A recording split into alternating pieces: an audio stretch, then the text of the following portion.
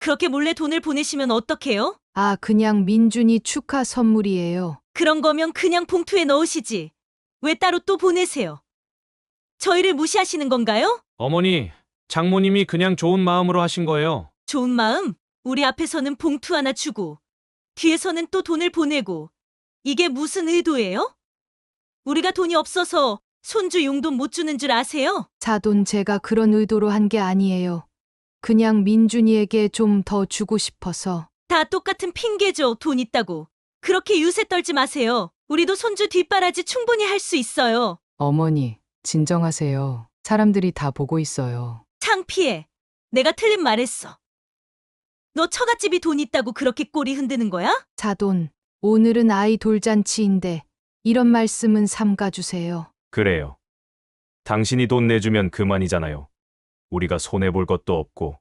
우리 먼저 가자. 사연을 듣고 난 후 각자의 의견을 댓글로 남겨주시기 바랍니다. 사소한 댓글이라도 사연자분에게 큰 힘이 될 수 있습니다. 각색될 수 있고 사연자분의 입장에서 구성될 수 있습니다. 나보키 여사는 65세에 은퇴한 중학교 교사입니다.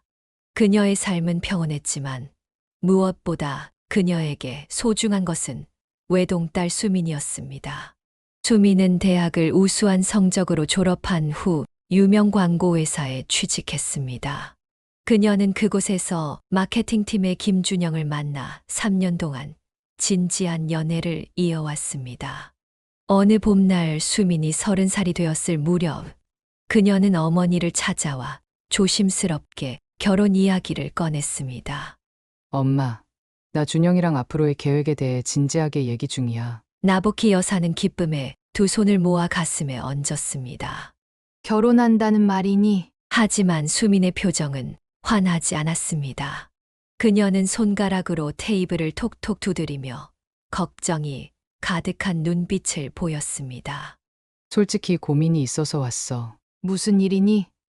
둘 사이에 문제라도 생겼어? 나보키 여사가 눈썹을 찌푸리며 물었습니다. 수민은 차를 한 모금 마시고 깊은 숨을 내쉬었습니다. 준영이 부모님 쪽이 좀 경제적으로 빠듯하신가 봐. 지금도 준영이가 매달 용돈을 보내드리고 있는데 결혼 후에도 계속 그러려면. 그녀는 말을 흐렸습니다. 나보키 여사는 딸의 고민을 금방 이해했습니다. 그래서 결혼을 망설이고 있는 거구나. 준영이는 진짜 좋은 사람이고 나도 정말 결혼하고 싶은데 앞으로 계속 시부모님까지 책임져야 한다고 생각하니 겁이 나더라고. 매달 들어가는 돈이 작은 금액은 아니거든. 나보키 여사는 잠시 생각에 잠겼습니다. 그녀도 젊은 시절 남편과 함께 양가 부모님을 모셨던 경험이 있었습니다. 힘들었지만 그 시간들이 지금 생각해보면 소중한 추억이었습니다. 수민아, 인생은 돈만으로 결정되는 게 아니야. 내 아빠랑 나도 결혼 초에 양가 부모님을 모시느라 힘들었지만 그래도 행복하게 살았어. 내가 진짜 좋아하는 사람이면 그런 것쯤은 함께 헤쳐나갈 수 있어. 수민은 어머니의 말에 고개를 끄덕였습니다. 그녀의 눈에 희망의 빛이 돌아왔습니다. 사실 나도 그렇게 생각하고 있었어. 준영이만한 사람을 또 만나기 힘들 것 같거든. 그날 저녁 나보키 여사의 남편이 퇴근하고 돌아왔을 때 세 사람은 함께 저녁을 먹으며 이 문제에 대해 이야기를 나눴습니다. 수민의 아버지는 듣고 나서 결단력 있게 제안했습니다. 우리가 신혼집은 마련해 줄게. 요즘은 부모가 도와주는 게 당연한 시대야. 그럼 너희는 그 돈으로 시부모님도 더 잘 모실 수 있지 않겠니? 수민은 놀란 눈으로 아버지를 바라보았습니다. 아빠, 정말요? 그렇게까지 해주실 필요는 없는데. 무슨 소리야. 너 결혼시키는 게 우리 기쁨인데 요즘 젊은이들 집 장만하기 얼마나 힘든지 뉴스에도 나오잖아. 나보키 여사는 남편의 결정에 미소를 지었습니다. 그녀도 같은 생각이었습니다. 내 행복이 우리에겐 제일 중요해. 준영이도 정말 괜찮은 청년이니 우리가 도울 수 있는 건 기꺼이 돕고 싶어. 그 말을 들은 수민의 얼굴에 안도감이 번졌습니다. 그날 밤 수민은 준영에게 부모님의 결정을 전했고 곧 준영에게서 감사 인사 전화가 왔습니다. 장인어른, 정말 감사합니다. 제가 평생 수민이 행복하게 해드리겠습니다. 부모님께도 잘할게요. 그의 목소리는 감격으로 떨리고 있었습니다. 나보키 여사와 남편은 서로를 바라보며 따뜻한 미소를 교환했습니다. 그렇게 수민과 준영의 결혼 준비가 본격적으로 시작되었고, 나보키 여사는 처음 만날 사돈을 생각하며 설렘과 기대를 품었습니다. 결혼식이 끝난 후 나보키 여사와 그녀의 남편은 신혼부부에게 최대한 도움을 주기로 마음먹었습니다. 그들은 자신들의 유일한 딸이 새 출발을 하는데 어떤 형태로든 지원하고 싶었습니다. 결혼 준비 과정에서부터 그들은 사돈의 의견에 귀 기울이며 존중하는 자세를 보였습니다. 우리가 너무 고집 부리면 안 돼. 첫 시작부터 서로 기분 상하면 앞으로 어떻게 지내겠어? 나보키 여사는 남편에게 이렇게 조언했고, 그는 고개를 끄덕이며 동의했습니다. 내 말이 맞아. 사돈이 원하는 대로 해주는 게 좋겠지. 어차피 우리는 딸 하나뿐이니까 최대한 많이 지원해주고 싶은 마음이야. 결혼식은 양가의 화합 속에 성대하게 치러졌고, 준영이 회사에서 승진할 때마다 나보키 여사는 특별한 선물을 준비했습니다. 수민아, 이번에 준영이 승진했다며? 축하한다고. 이거 좀 전해줘. 나보키 여사는 봉투에 넣은 현금을 건네며 미소를 지었습니다. 엄마, 이러실 필요 없어요. 준영이가 부담스러워해요. 무슨 소리야? 사위가 승진했는데 축하도 못해? 우리가 할 수 있는 거라곤 이런 것밖에 없잖니. 수미는 어머니의 마음을 알기에 더 이상 거절하지 않았습니다. 명절이나 생일, 결혼 기념일 같은 특별한 날에도 나보키 여사 부부는 항상 넉넉한 용돈을 보냈습니다. 그들에게는 딸 부부의 행복이 최우선이었습니다. 준영의 경력이 안정되고 2년이 지났을 무렵 수민과 준영은 이사를 고민하기 시작했습니다. 부동산 가격이 천정부지로 오르는 상황이라 쉽지 않은 결정이었습니다. 어느 날 저녁 수민이 친정을 방문했을 때였습니다. 요즘 집 알아보고 있어요. 근데 서울은 너무 비싸서 어려울 것 같아요. 나보키 여사가 물었습니다. 어디 괜찮은 데 없니? 너희가 원하는 지역은 어디야? 강남은 무리고요. 서울 외곽이나 경기도 쪽 알아보고 있어요. 나보키 여사와 남편은 서로 눈빛을 교환했습니다. 그들은 이미 이런 상황을 예상하고 준비해 두었습니다. 너희가 마음에 드는 집 있으면 말해. 우리가 좀 보태줄게. 수미는 놀랐습니다. 아니에요. 이미 결혼할 때 너무 많이 도와주셨는데. 나보키 여사의 남편이 단호하게 말했습니다. 이건 우리가 하고 싶어서 하는 거야. 너희 나이에 집 한 채 장만하는 게 얼마나 어려운지 우린 잘 알아. 대출금 상환하느라 허리 휘는 꼴 보고 싶지 않다. 결국 수민과 준영은 서울 동쪽 변두리에 있는 작은 아파트를 알아보게 되었고, 나보키 여사 부부는 대출금의 상당 부분을 지원해 주기로 결정했습니다. 덕분에 젊은 부부는 금융 부담을 크게 줄일 수 있었습니다. 장인어른, 장모님, 정말 감사합니다. 이렇게까지 해주시다니. 준영은 진심으로 감사의 마음을 표했습니다. 뭘 이런 걸 가지고 그래. 우리 딸 행복하게 해주는 게 더 고맙지. 나보키 여사는 환하게 웃으며 대답했습니다. 시간이 흐르면서 나보키 여사 부부는 크고 작은 일에 계속해서 도움을 주었습니다. 수민이 출산 준비를 할 때도 아이를 위한 육아용품을 사느라 분주했습니다. 그들에게는 딸 가족의 행복이 곧 자신들의 행복이었습니다. 어느 날 수민으로부터 시어머니의 환갑 소식을 들었습니다. 다음 달에 어머님 환갑이세요. 뭐 좋은 선물이 없을까 고민 중이에요. 나보키 여사는 잠시 생각하더니 제안했습니다. 요즘은 뭐니 해도 현금이 제일 실용적이라던데 내가 주변에 물어봤더니 고급 상품권이나 현금을 선물하는 게 제일 낫대. 그런가요? 그럼 그렇게 해볼게요. 내가 봉투에 축하금 좀 보탤게. 사돈께 잘 전해드려. 수미는 어머니의 배려에 감사했습니다. 그녀는 어머니가 얼마나 자신의 결혼 생활이 순탄하기를 바라는지 잘 알고 있었습니다. 환갑 당일 준영의 어머니는 나복희 여사가 보낸 봉투를 받고 감동했다고 합니다. 이런 정성과 배려가 처음에는 양가의 관계를 더 돈독하게 만드는 것처럼 보였습니다. 나복희 여사의 선물을 받고 몇 개월이 지난 후 수미는 점점 긴장된 표정으로 친정을 방문하는 일이 잦아졌습니다. 그녀는 커피잔을 손에 들고 한참을 망설이다 입을 열었습니다. 다음 달에 어머님 환갑 기념으로 가족 여행을 간대요. 나복희 여사는 흥미롭다는 듯 고개를 끄덕였습니다. 그래? 어디로 가기로 했어? 수미는 침을 꿀꺽 삼키며 대답했습니다. 하와이요. 어머님이 평생 한번 가보고 싶으셨대요. 하와이라고? 좋은 곳이지 잘 다녀오렴. 그게 문제는 비용이에요. 어머님이 고급 리조트를 원하셔서 예약했는데 네 사람 일주일 비용이 거의 1,000만 원에 가까워요. 나복희 여사는 놀란 표정을 감추지 못했습니다. 수민의 표정이 더욱 어두워졌습니다. 준영이가 부모님 모시고 가는 비용을 전부 부담하게 됐어요. 아버님도 퇴직하셔서 경제적 여유가 없으시거든요. 이수민은 한숨을 쉬며 계속했습니다. 사실 준영이는 국내 여행을 제안했었어요. 하지만 어머님이 평생에 한 번 있는 환갑인데 구차하게 왜 그러냐고 하셔서. 나복희 여사는 침착하게 말했습니다. 그래.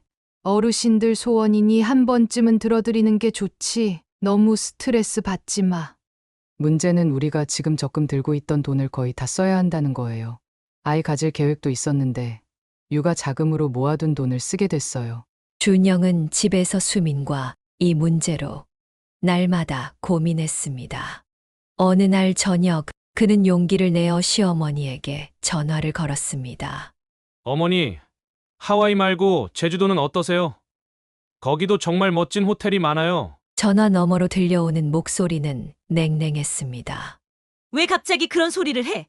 이미 예약금도 냈다며. 네. 그런데 요즘 회사 사정도 좀 어렵고 수민이와 앞으로 아이도 가질 계획이라. 그럼 내 환갑은 안 중요하다는 거니? 평생 한 번 있는 일인데. 결국 준영은 어머니를 설득하지 못했고 수민에게 미안한 마음으로 돌아왔습니다. 어떻게 됐어? 수민이 기대에 찬 눈으로 물었습니다. 잘 안 됐어. 어머니가 고집을 꺾지 않으셔. 예약금 얘기까지 나오니까 더 말을 못했어. 수민은 실망감을 감추지 못했지만 곧 마음을 정리했습니다. 괜찮아. 어차피 한 번뿐인 환갑이니까 잘 모시고 다녀오자. 하지만 이 결정은 곧 가족 내 갈등으로 번졌습니다. 준영의 아버지가 여행 계획을 알게 되자 강하게 반대했기 때문입니다. 무슨 미친 짓이야? 그런 호화로운 여행 갈 형편이 안 되잖아. 준영의 어머니는 이에 발끈했습니다. 당신은 왜 항상 내 일에 찬물을 끼얹어?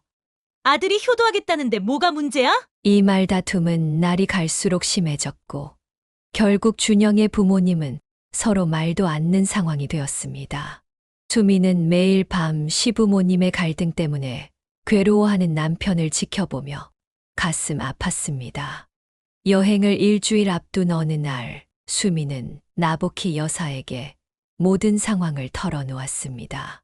엄마, 나 정말 힘들어요. 이 여행 때문에 시댁이 완전히 전쟁터가 됐어요. 게다가 우리 저축도 거의 다 써버려야 해서. 나복희 여사는 딸을 따뜻하게 안아주었습니다. 내 딸, 많이 힘들었구나. 하지만 이미 결정된 일이니 최선을 다해 다녀오렴. 어르신 환갑이니 잘 모시고 돈은 또 벌면 되는 거야. 수미는 눈물을 훔치며 고개를 끄덕였습니다. 그래도 이번 여행 후엔 한동안 허리띠를 졸라매야 할 것 같아요. 준영이가 회사에서 보너스도 못 받게 됐거든요. 결국 환갑 여행은 예정대로 진행되었습니다. 하와이의 고급 리조트에서 일주일을 보낸 후 수민과 준영은 예상대로 재정적으로 많은 부담을 떠안게 되었습니다. 그들은 외식을 줄이고 불필요한 지출을 최대한 자제했습니다. 아이를 갖는 계획도 당분간 미루어야 했습니다. 더 큰 문제는 여행이 끝난 후에도 준영의 부모님 사이의 갈등이 해소되지 않았다는 점이었습니다. 오히려 여행 중에 있었던 사소한 일들로 인해 더 깊어진 상태였습니다. 준영의 아버지는 아내가 과시욕 때문에 아들 부부에게 무리한 부담을 지웠다며 비난했고, 준영의 어머니는 남편이 자신의 특별한 날을 망쳤다며 원망했습니다. 이 모든 상황을 지켜보던 나부키 여사는 마음이 무거웠습니다. 그녀는 딸과 사위가 경제적 어려움 속에서도 시부모를 위해 최선을 다하는 모습에 가슴 아팠지만, 한편으로는 이런 갈등이 앞으로 더 큰 문제의 전조가 아닐까 우려되었습니다. 그녀는 이제 다가올 남편의 생일을 어떻게 준비해야 할지 고민하기 시작했습니다. 환갑 여행 이후 몇 개월이 지났습니다. 수민과 준영은 여전히 경제적 어려움을 겪고 있었지만 조금씩 상황이 나아지고 있었습니다. 그러던 어느 날, 수민이 나부키 여사에게 전화를 걸었습니다. 엄마, 다음 달이 준영이 생일인데 특별한 걸 해주고 싶어요. 그래. 뭐 생각하고 있니? 사실 준영이가 요즘 회사 일로 너무 스트레스 받아서 짧게라도 여행을 가면 좋을 것 같아요. 그런데 엄마 아빠도 같이 가면 어떨까 싶어서요. 나부키 여사는 잠시 생각에 잠겼습니다. 딸 부부가 요즘 경제적으로 어려운 상황이라는 것을 잘 알고 있었습니다. 우리랑 같이? 그거 좋은 생각인데 어디로 가고 싶은데? 제주도 정도 생각하고 있어요. 길게 못 가더라도 3박 4일 정도. 오랜만에 가족끼리 시간도 보내고 좋을 것 같아서요. 나부키 여사는 딸의 목소리에서 부담감을 느꼈습니다. 그녀는 곧 결단을 내렸습니다. 그래. 좋은 생각이다. 아빠한테도 말해볼게. 근데 수민아, 여행 경비는 우리가 낼게. 아니에요. 우리가 모시는 거니까 당연히 우리가 내야죠. 무슨 소리야. 너희 아직 환갑 여행 비용 때문에 빠듯한 거 다 알아. 그리고 아빠도 여행 한번 가고 싶어 했었어. 이번 기회에 같이 가자. 수민이 한참을 망설이다 대답했습니다. 그래도 전부 엄마가 내는 건 부담스러워요. 우리가 너희보다 여유가 있잖아. 그리고 우리 손주도 갖고 싶은데 그러려면 너희가 돈 좀 모아야지. 결국 수민은 어머니의 제안을 받아들였고, 나부키 여사 부부는 제주도 여행을 위한 준비를 시작했습니다. 그들은 좋은 호텔을 예약하고 맛있는 식당도 미리 알아보았습니다. 여행 당일, 네 사람은 김포공항에서 만났습니다. 준영은 장인 장모를 보자 환한 미소를 지었습니다. 장인어른, 장모님, 저 때문에 이런 여행까지 준비해 주시고 정말 감사합니다. 나부키 여사의 남편이 준영의 어깨를 두드리며 말했습니다. 웬 말이 그렇게 많아. 우리 사위 생일인데 가족이 함께 축하해야지. 비행기를 타고 제주도에 도착한 그들은 서귀포시의 아름다운 해변이 보이는 리조트에 체크인했습니다. 첫날은 주변 해변을 산책하고 맛있는 해산물로 저녁을 먹으며 즐겁게 보냈습니다. 수미는 오랜만에 편안한 표정을 지었고, 준영도 회사 스트레스를 잊은 듯 보였습니다. 둘째 날, 그들은 한라산 등반을 계획했지만 갑자기 비가 내려 실내 박물관으로 일정을 변경했습니다. 점심을 먹고 있을 때 수민의 휴대폰이 울렸습니다. 발신자 확인을 한 수민의 얼굴이 굳어졌습니다. 잠시만요. 어머님 전화네요. 수민은 자리를 피해 통화를 하러 갔습니다. 5분 후 돌아온 그녀의 표정은 더욱 어두워져 있었습니다. 무슨 일이니? 나부키 여사가 물었습니다. 아, 별거 아니에요. 그냥 제주도 날씨가 어떠냐고 물어보셨어요. 하지만 준영의 표정도 좋지 않았습니다. 그는 분명 무언가를 감추고 있는 듯 했습니다. 점심 후 관광을 계속하는 동안에도 수민의 전화는 계속 울렸고, 매번 발신자는 시어머니였습니다. 저녁 식사 중에도 전화가 왔고, 이번에는 준영이 자리를 피해 통화를 했습니다. 돌아온 그의 표정은 더욱 어두웠습니다. 무슨 일이라도 있는 거니? 나부키 여사가 결국 물었습니다. 아니에요. 그냥 어머니가 궁금하신 게 있으셔서 준영은 대답을 얼버무렸습니다. 셋째 날도 상황은 비슷했습니다. 수민과 준영은 자주 전화를 받기 위해 자리를 비웠고, 그때마다 돌아와서는 아무 일 없다는 듯 행동했지만 그들의 표정은 점점 더 어두워졌습니다. 여행 마지막 날 밤, 나보키 여사는 호텔 발코니에서 신선한 공기를 마시고 있었습니다. 그때 옆방 발코니에서 수민과 준영의 목소리가 들려왔습니다. 난 정말 미치겠어. 왜 자꾸 이런 전화를 하시는 거야? 수민의 목소리가 떨렸습니다. 나도 모르겠어. 어머니가 우리가 돈 많이 쓴다고 걱정하시는 것 같아. 무슨 돈을 써? 다 엄마가 내셨는데. 그것도 아시면서 끊임없이 뭐 먹었냐, 어디 갔냐, 얼마나 썼냐. 이런 걸 왜 물으시는 거야? 작년에 우리가 부모님 모시고 여행 갔을 때도 이러지 않으셨는데 그때는 내가 다 계산했잖아. 근데 이번엔 내 부모님이 내니까 그게 못마땅하신가 봐. 준영은 깊은 한숨을 내쉬었습니다. 미안해. 내가 어떻게든 해볼게. 앞으로는 전화 안 받을게. 아니야. 내 잘못이 아니야. 그냥 여행이 망쳐져서 속상해. 나보키 여사는 그 대화를 우연히 듣게 되어 마음이 무거워졌습니다. 딸과 사위가 즐겁게 보내야 할 여행이 이렇게 망쳐지고 있다니. 그녀는 조용히 방으로 돌아왔습니다. 다음 날 아침 체크아웃을 하고 공항으로 향하는 택시 안에서 나보키 여사는 남편과 눈빛을 교환했습니다. 그는 이미 아내의 생각을 읽은 듯 했습니다. 수민아, 준영아, 이번 여행 어땠어? 나보키 여사가 조심스럽게 물었습니다. 정말 좋았어요. 엄마, 오랜만에 편안하게 쉬었어요. 수민이 억지 미소를 지으며 대답했습니다. 나보키 여사는 더 이상 묻지 않았습니다. 하지만 그녀의 마음속에는 불안감이 자리 잡았습니다. 왜 사돈이 이렇게 간섭하는 것일까? 단순한 걱정을 넘어서 뭔가 더 깊은 문제가 있는 것은 아닐까? 그녀는 앞으로 딸의 결혼 생활이 순탄하지 않을 수도 있다는 예감에 가슴이 무거워졌습니다. 제주도 여행에서 돌아온 지 2달 후 수미는 뜻밖의 소식을 가지고 친정을 방문했습니다. 그녀의 얼굴에는 오랜만에 환한 미소가 번져 있었습니다. 엄마, 아빠, 저 좋은 소식이 있어요. 나보키 여사가 기대에 찬 눈으로 딸을 바라보았습니다. 설마 임신한 거니? 수미는 수줍게 고개를 끄덕였습니다. 맞아요. 병원에서 확인받았어요. 이제 8주 정도 됐대요. 나보키 여사는 기쁨에 가슴이 벅차올랐습니다. 그녀는 남편과 함께 딸을 꼭 안아주었습니다. 축하한다.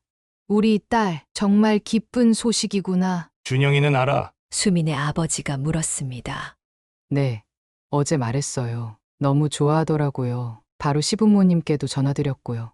나보키 여사는 잠시 표정이 굳었지만 곧 미소를 되찾았습니다. 시부모님도 많이 기뻐하시겠네. 네, 그런데 어머님이 걱정을 많이 하세요. 임신 중에 조심할 점, 먹으면 안 되는 음식 같은 거요. 벌써 내일 집에 오신대요. 나보키 여사는 그저 미소를 지을 뿐이었습니다. 첫 손주의 소식에 기쁨이 컸지만 한편으로는 걱정이 되기도 했습니다. 임신 기간 동안 수미는 시어머니의 과도한 간섭으로 스트레스를 받았습니다. 식단부터 생활 패턴까지 모든 것을 지적받았고 심지어 친정에 다녀오는 것도 태아에게 좋지 않다며 제안하려 했습니다. 하지만 수미는 최대한 참고 견디며 뱃속 아이를 위해 좋은 마음가짐을 유지하려 노력했습니다. 10개월의 기다림 끝에 수미는 건강한 사내 아이를 출산했습니다. 나보키 여사와 남편은 기쁨에 들떠 산부인과 병원을 찾았습니다. 그들은 귀여운 옷가지와 아기 용품이 가득 담긴 선물 바구니를 준비해 갔습니다. 여보, 우리 손자 보러 가는 거야. 너무 설레네. 그래. 기대된다. 우리 수민이도 얼마나 힘들었을까? 병원 산후조리실에 도착한 그들은 이미 그곳에 와 있는 사람들을 발견하고 걸음을 멈췄습니다. 준영의 부모가 먼저 와 있었던 것입니다. 나보키 여사가 공손히 인사했습니다. 사도는 대답 대신 나보키 부부의 손에 들린 선물을 힐끔 쳐다보았습니다. 저런, 뭘 그렇게 많이 사오셨어요? 저희는 손주 얼굴이나 보러 왔는데 이렇게 비교되니 민망하네요. 빈정거리는 말투에 나보키 여사는 당황했습니다. 그녀는 미소를 지으며 대답했습니다. 아이고, 무슨 말씀이세요? 그냥 필요할 것 같은 것들 조금 준비했을 뿐이에요. 준영아, 이것 좀 받아서 정리해라. 내 처가에서 선물이 왔다. 사돈이 준영을 불렀습니다. 준영은 미안한 표정으로 다가와 선물을 받았습니다. 감사합니다. 장인어른 장모님. 뭘 이런 걸 가지고 그래. 손주가 태어났는데 기쁜 마음의 작은 선물이지. 사돈이 다시 끼어들었습니다. 준영아, 처갓집이 넉넉하니 좋겠다. 뭐든 다 해주시는 장인어른 장모님 모시고 대일사위로 들어가지 그래? 어머니, 그게 무슨 말씀이세요? 장인어른 장모님께서 그저 기쁜 마음에 준비하신 건데 준영의 얼굴이 붉어졌고 그는 어머니를 말리려 했습니다. 하지만 사돈은 아랑곳하지 않았습니다. 병실로 들어가자 수민이 아기를 안고 있었습니다. 그녀의 얼굴은 피곤해 보였지만 눈빛은 행복으로 가득 차 있었습니다. 엄마, 아빠, 와주셔서 고마워요. 우리 민준이 예쁘죠? 나보키 여사는 감격스러운 마음으로 손주를 바라보았습니다. 정말 예쁘구나. 우리 손자가. 수민이 조심스럽게 말을 꺼냈습니다. 엄마, 제가 퇴원하고 나면 저 좀 도와주실 수 있으세요? 산후조리랑 아기 돌보는 거요. 당연하지. 내가 매일은 아니더라도 자주 가서 도와줄게. 그 말을 들은 사돈이 불쑥 끼어들었습니다. 그건 좀 곤란할 것 같은데요. 산후조리는 시어머니가 해주는 게 당연한 거 아닌가요? 제가 할게요. 아, 네. 그렇지만 친정 엄마도 함께 도와주면 좋을 것 같아서요. 수민이 조심스럽게 대답했습니다. 장모님이 오시면 우리 준영이가 불편해할 텐데요. 그리고 아이 면역력도 약하니 너무 많은 사람이 드나드는 건 좋지 않잖아요. 나보키 여사는 당황했지만 딸의 눈치를 보며 대답했습니다. 그럼 수민이가 필요할 때 연락하면 가도록 할게. 그리고 사부인, 요즘 어떻게 그렇게 자주 우리 집에 오시나요? 준영이가 말은 안 해도 부담스러워 하더라고요. 나보키 여사는 어이가 없었습니다. 그녀가 수민의 집을 방문한 것은 임신 기간 내내 5번도 채 되지 않았습니다. 제가 언제 자주 갔다는 건지 임신 초기에 1번, 중기에 2번, 그리고 출산 전에 1번 정도. 그래도 너무 자주 오시는 것 같아요. 신혼부부인데 사생활도 있잖아요. 준영이 급히 끼어들었습니다. 어머니, 그만하세요. 장모님이 오신 적이 거의 없으세요. 오히려 제가 더 뵙고 싶었는데 너는 좀 조용히 해. 내가 며느리 걱정해서 하는 말이야. 병실의 공기가 차갑게 얼어붙었습니다. 나보키 여사는 이 상황이 불편했지만 딸과 손주를 위해 참기로 했습니다. 괜찮아요. 저는 수민이가 필요할 때만 가도록 할게요. 아이 건강이 제일 중요하니까요. 사도는 승리의 미소를 지었습니다. 나보키 여사는 마지못해 손주를 한 번 더 바라보고 병실을 나왔습니다. 그녀의 마음은 무거웠습니다. 딸이 이런 시어머니 밑에서 어떻게 지낼지 걱정되었기 때문입니다. 결국 수미는 산후조리원에서 퇴원한 후 시어머니의 도움을 받아 산후조리를 했고, 나보키 여사는 대신 산후조리사를 고용하는 비용을 지원했습니다. 그녀는 직접 딸을 돕고 싶었지만 더 큰 갈등이 생기는 것을 원치 않았기 때문입니다. 수민아, 너무 미안해. 엄마가 직접 도와주지 못해서. 괜찮아요. 엄마, 이해해요. 어머님도 나름대로 최선을 다하고 계세요. 수민의 말투에서 지친 기색이 역력했지만 그녀는 꿋꿋이 견디고 있었습니다.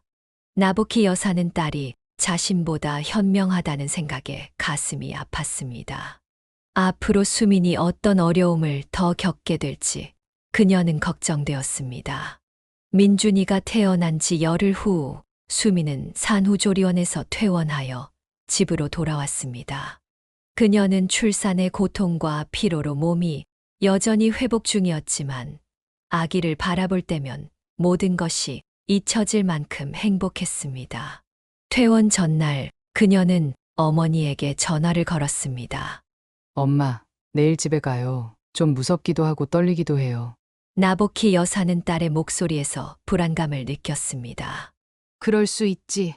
첫 아기니까 엄마가 도와줄게. 내일 가서 미역국도 끓여주고 집안일도 좀 도와줄게. 수미는 잠시 망설이다 대답했습니다. 그게 어머님이 이미 오신대요. 오늘부터 우리 집에 계시면서 산후조리를 도와주신다고. 나보키 여사는 잠시 말을 잃었습니다. 그녀는 자신이 딸의 산후조리를 돕는 것이 당연하다고 생각했었습니다. 아, 그러시구나. 시어머니가 도와주시니 든든하겠네. 죄송해요. 엄마, 제가 먼저 엄마한테 부탁했어야 했는데. 괜찮아. 이해해. 시어머니도 손주가 보고 싶으시니까. 통화가 끝난 후 나보키 여사는 오랫동안 생각에 잠겼습니다. 자신이 딸의 산후조리를 도울 수 없다는 사실이 서운했지만 사돈과의 불필요한 갈등을 만들고 싶지는 않았습니다. 퇴원 이틀 후 수민에게서 다시 전화가 왔습니다. 그녀의 목소리는 지쳐 있었습니다. 엄마, 혹시 시간 되세요? 좀 와주실 수 있어요? 왜? 무슨 일 있니? 어머님이 아기 목욕도 안 시켜주시고 미역국도 간이 넘으세요. 그런데 제가 뭐라고 하면 기분 나빠하셔서 게다가 집안일도 안 도와주시고 그냥 아기만 안고 계세요. 나보키 여사는 딸이 힘들어하는 것이 가슴 아팠습니다. 그래. 내가 지금 갈게. 아기 목욕도 시켜주고 집안일도 도와줄게. 고마워요, 엄마. 나보키 여사는 서둘러 딸의 집으로 향했습니다. 그러나 도착했을 때 그녀를 맞이한 것은 사돈의 냉랭한 표정이었습니다.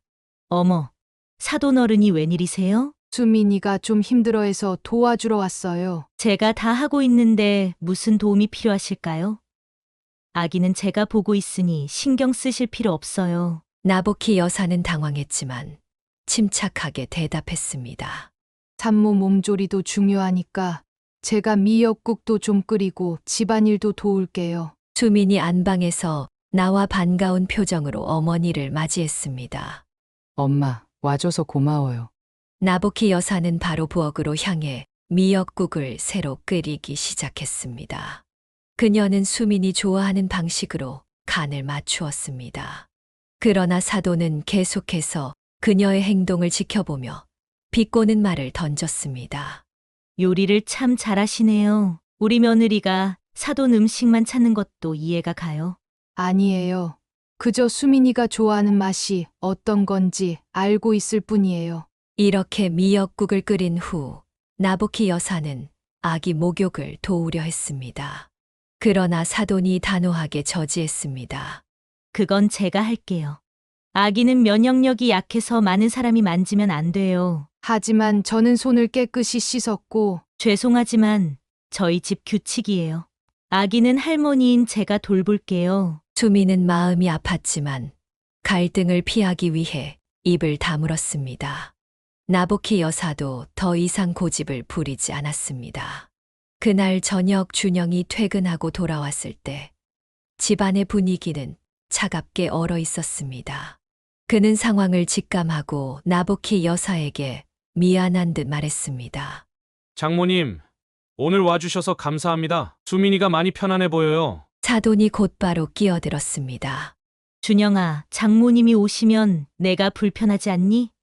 집이 좁은데 사람이 너무 많으면 전혀 불편하지 않아요, 어머니. 오히려 장모님이 와주셔서 수민이에게 큰 도움이 됐어요. 나보키 여사는 이 상황이 더 악화되기 전에 물러나기로 했습니다. 저는 이제 돌아가 볼게요. 수민아, 필요한 거 있으면 언제든 전화해. 집으로 돌아온 나보키 여사는 남편에게 오늘 있었던 일을 털어놓았습니다. 아무리 생각해도 이해가 안 돼. 왜 저렇게까지 나를 멀리하려고 하는 걸까? 사돈도 나름대로 걱정이 있겠지. 우리가 경제적으로 도움을 많이 주다 보니 상대적으로 위축감을 느끼는 건 아닐까? 그래도 이건 아니지.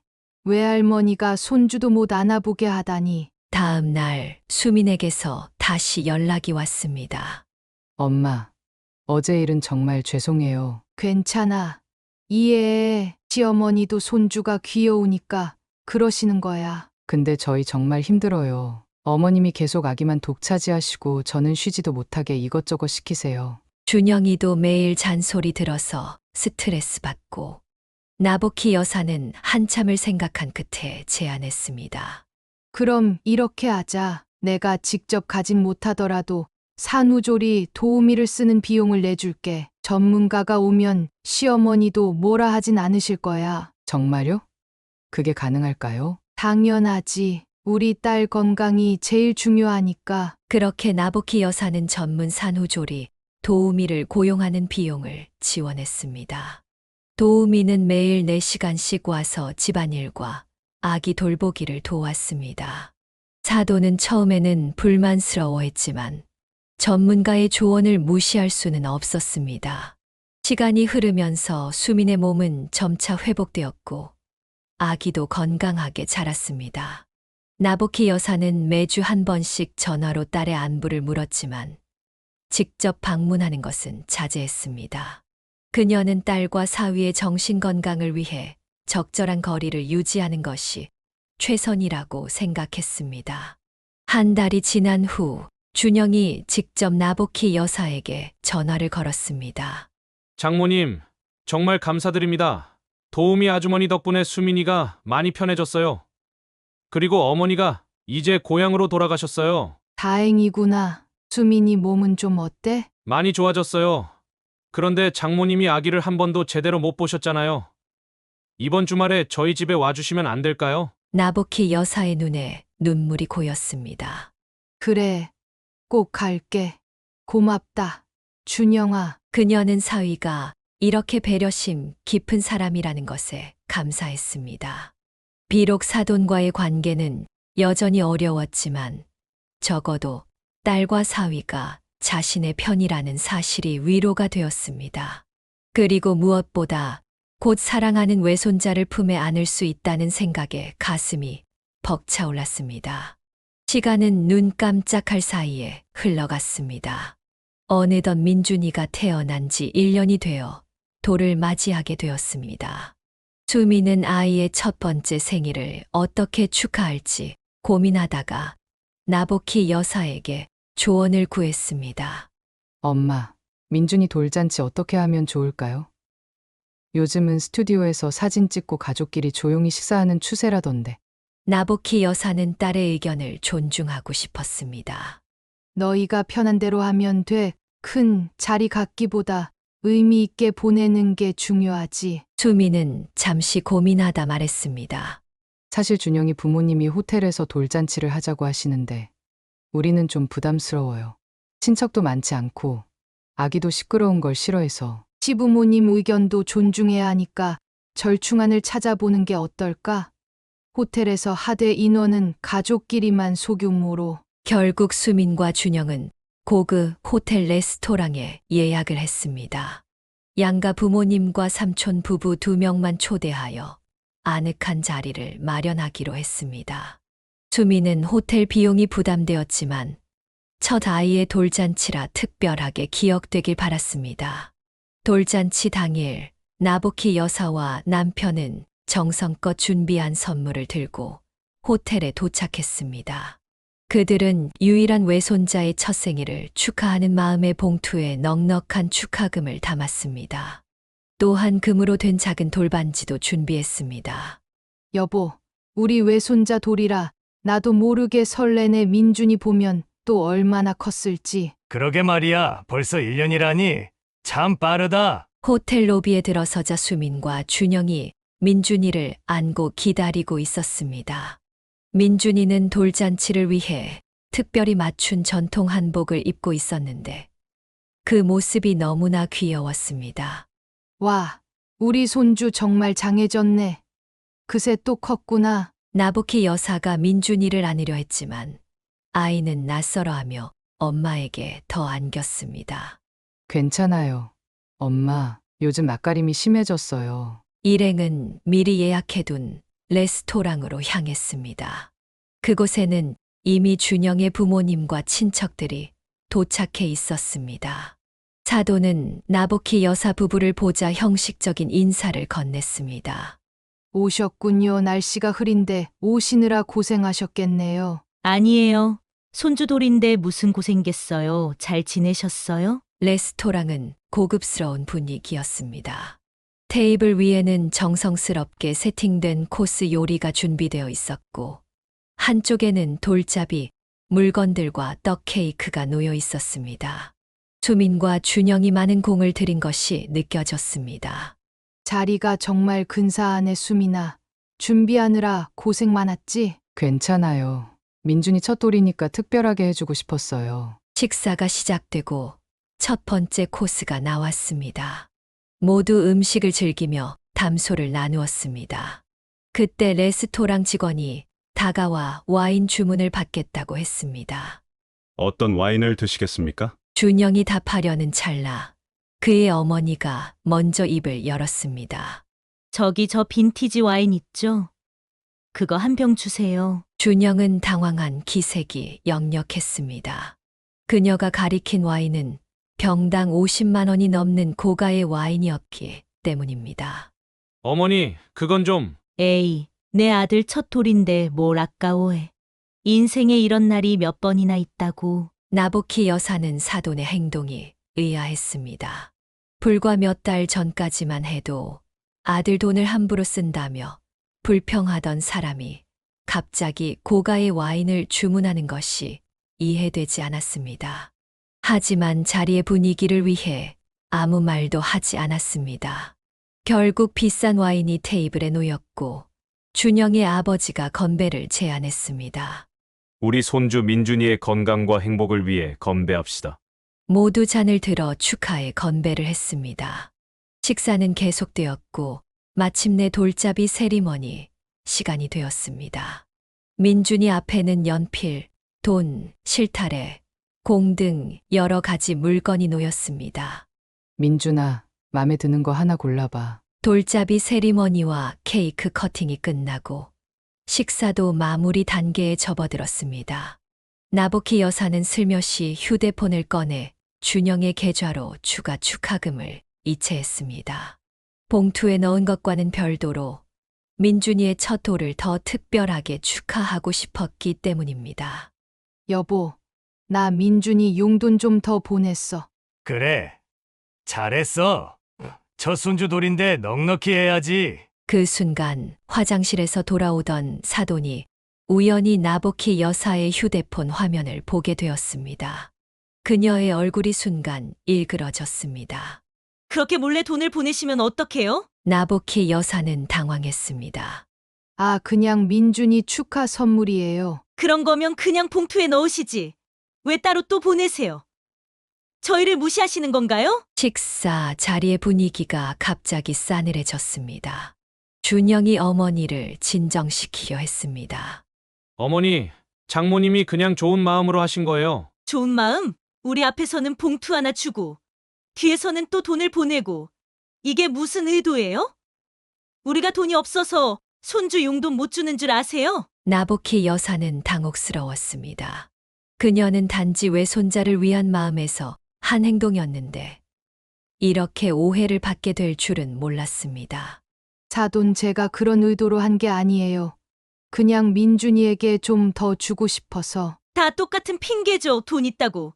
그렇게 유세 떨지 마세요. 우리도 손주 뒷바라지 충분히 할 수 있어요. 수민이 당황해하며 어머니를 진정시키려 했습니다. 어머니, 진정하세요. 사람들이 다 보고 있어요. 하지만 준영의 어머니는 이미 흥분 상태였습니다. 창피해. 내가 틀린 말했어. 너 처갓집이 돈 있다고 그렇게 꼬리 흔드는 거야? 준영은 얼굴이 붉어졌고 나보키 여사의 남편은 더 이상 참을 수 없다는 듯 자리에서 일어났습니다. 사돈, 오늘은 아이 돌잔치인데 이런 말씀은 삼가주세요. 그래요. 당신이 돈 내주면 그만이잖아요. 우리가 손해볼 것도 없고. 식당 안의 공기가 얼어붙었습니다. 손님들은 불편한 기색으로 서로 눈치를 보았고 민준이는 분위기를 느꼈는지 울음을 터뜨렸습니다. 수미는 아이를 안고 자리를 피했고 준영은 난처한 표정으로 서 있었습니다. 나보키 여사는 더 이상 이 자리에 있고 싶지 않았습니다. 그녀는 조용히 남편의 손을 잡고 일어섰습니다. 우리 먼저 가자. 돌잔치는 이렇게 파국으로 끝났습니다. 나보키 여사와 남편은 무거운 마음으로 호텔을 나왔고 뒤에서는 여전히 사돈의 목소리가 들려오고 있었습니다. 그들은 택시를 타고 집으로 돌아가는 내내 말이 없었습니다. 오직 딸과 손주의 앞날에 대한 걱정만이 그들의 마음을 무겁게 짓누르고 있었습니다. 돌잔치 사건 이후 며칠 동안 나보키 여사는 마음이 무거웠습니다. 그녀는 딸에게 전화를 걸어보고 싶었지만 상황을 더 악화시킬까봐 주저하고 있었습니다. 결국 참지 못하고 수민에게 문자를 보냈습니다. 수민아, 괜찮니?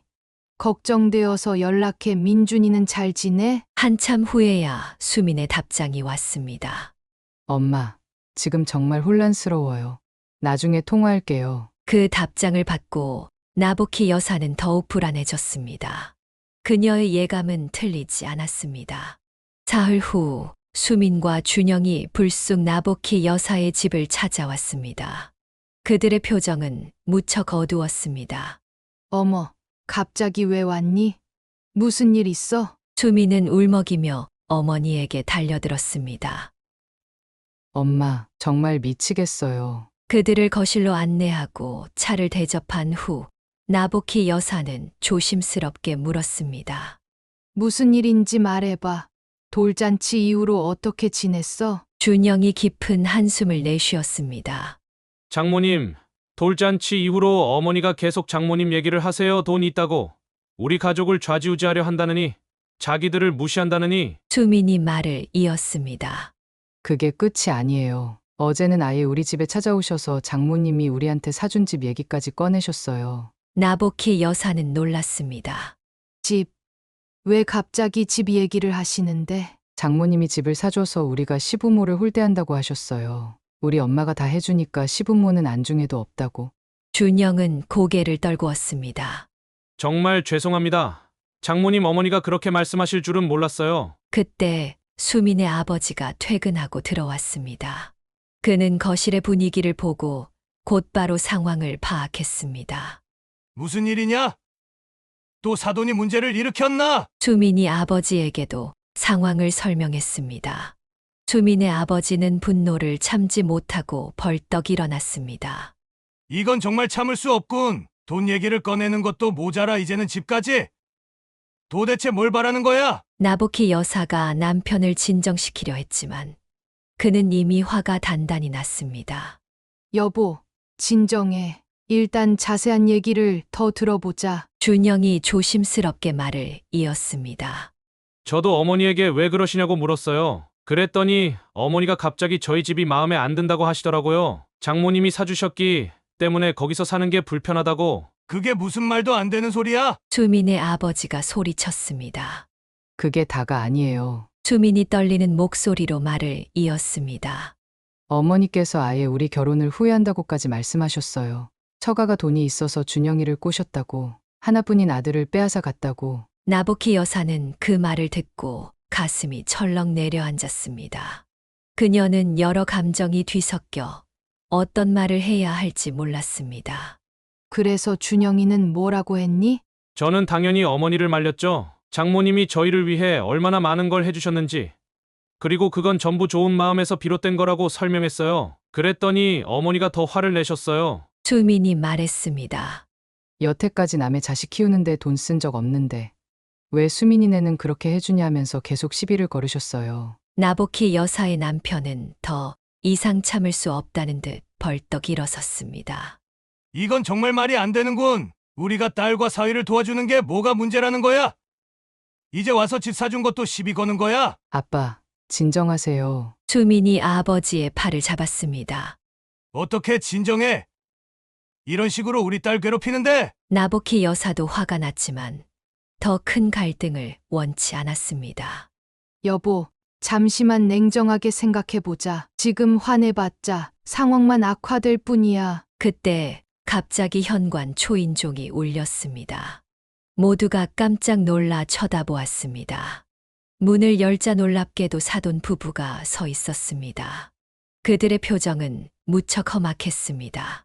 우리 아들 이 집에 있죠? 나보키 여사는 당황했지만 침착하게 대답했습니다.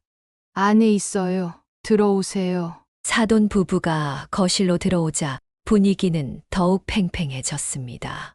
준영은 부모님을 보고 당혹스러워했습니다. 어머니, 아버지, 어떻게 오셨어요? 너 데리러 왔지. 이제 그만 처가 눈치 보면서 살아라. 집으로 가자. 모두가 어리둥절한 표정으로 사돈을 바라보았습니다. 사돈은 나보키 여사와 남편을 향해 분노를 터뜨렸습니다. 이제 그만하세요. 돈 좀 있다고 사람을 이렇게 무시하면 안 됩니다. 나보키 여사의 남편이 벌떡 일어섰습니다. 무시! 누가 누굴 무시한다는 겁니까? 오히려 사돈께서 우리를 오해하고 계신 것 같은데요. 오해라니요. 집 사줬다고 우리 며느리가 시부모를 무시하게 만들고 용돈 주고 선물 사주고 그렇게 우리를 깔아뭉개려고 하시니 참을 수가 없네요. 수민이 울면서 말했습니다. 어머니, 제가 언제 시부모님을 무시했다는 거예요? 저는 항상 최선을 다해 공경했어요. 너는 가만 있어. 처가가 돈이 많으니까 시댁은 안중에도 없지. 상황이 점점 악화되고 있었습니다. 나보키 여사는 이 모든 갈등이 자신 때문에 일어난 것 같아 가슴이 아팠습니다. 사돈 저희는 정말 좋은 마음으로 수민이와 준영이를 도와준 것뿐이에요. 무시할 의도는 전혀 없었어요. 좋은 마음이요? 하나뿐인 우리 아들을 돈으로 꼬셔서 빼앗아 가놓고 그게 좋은 마음이라고요? 그 말에 나보키 여사의 남편은 더 이상 참을 수 없었습니다. 이제 알겠습니다. 사돈께서 그렇게 생각하신다면 우리는 더 이상 딸 부부를 지원하지 않겠습니다. 그러면 이런 오해도 없겠죠. 사돈은 승리감에 차서 웃었습니다. 그래요.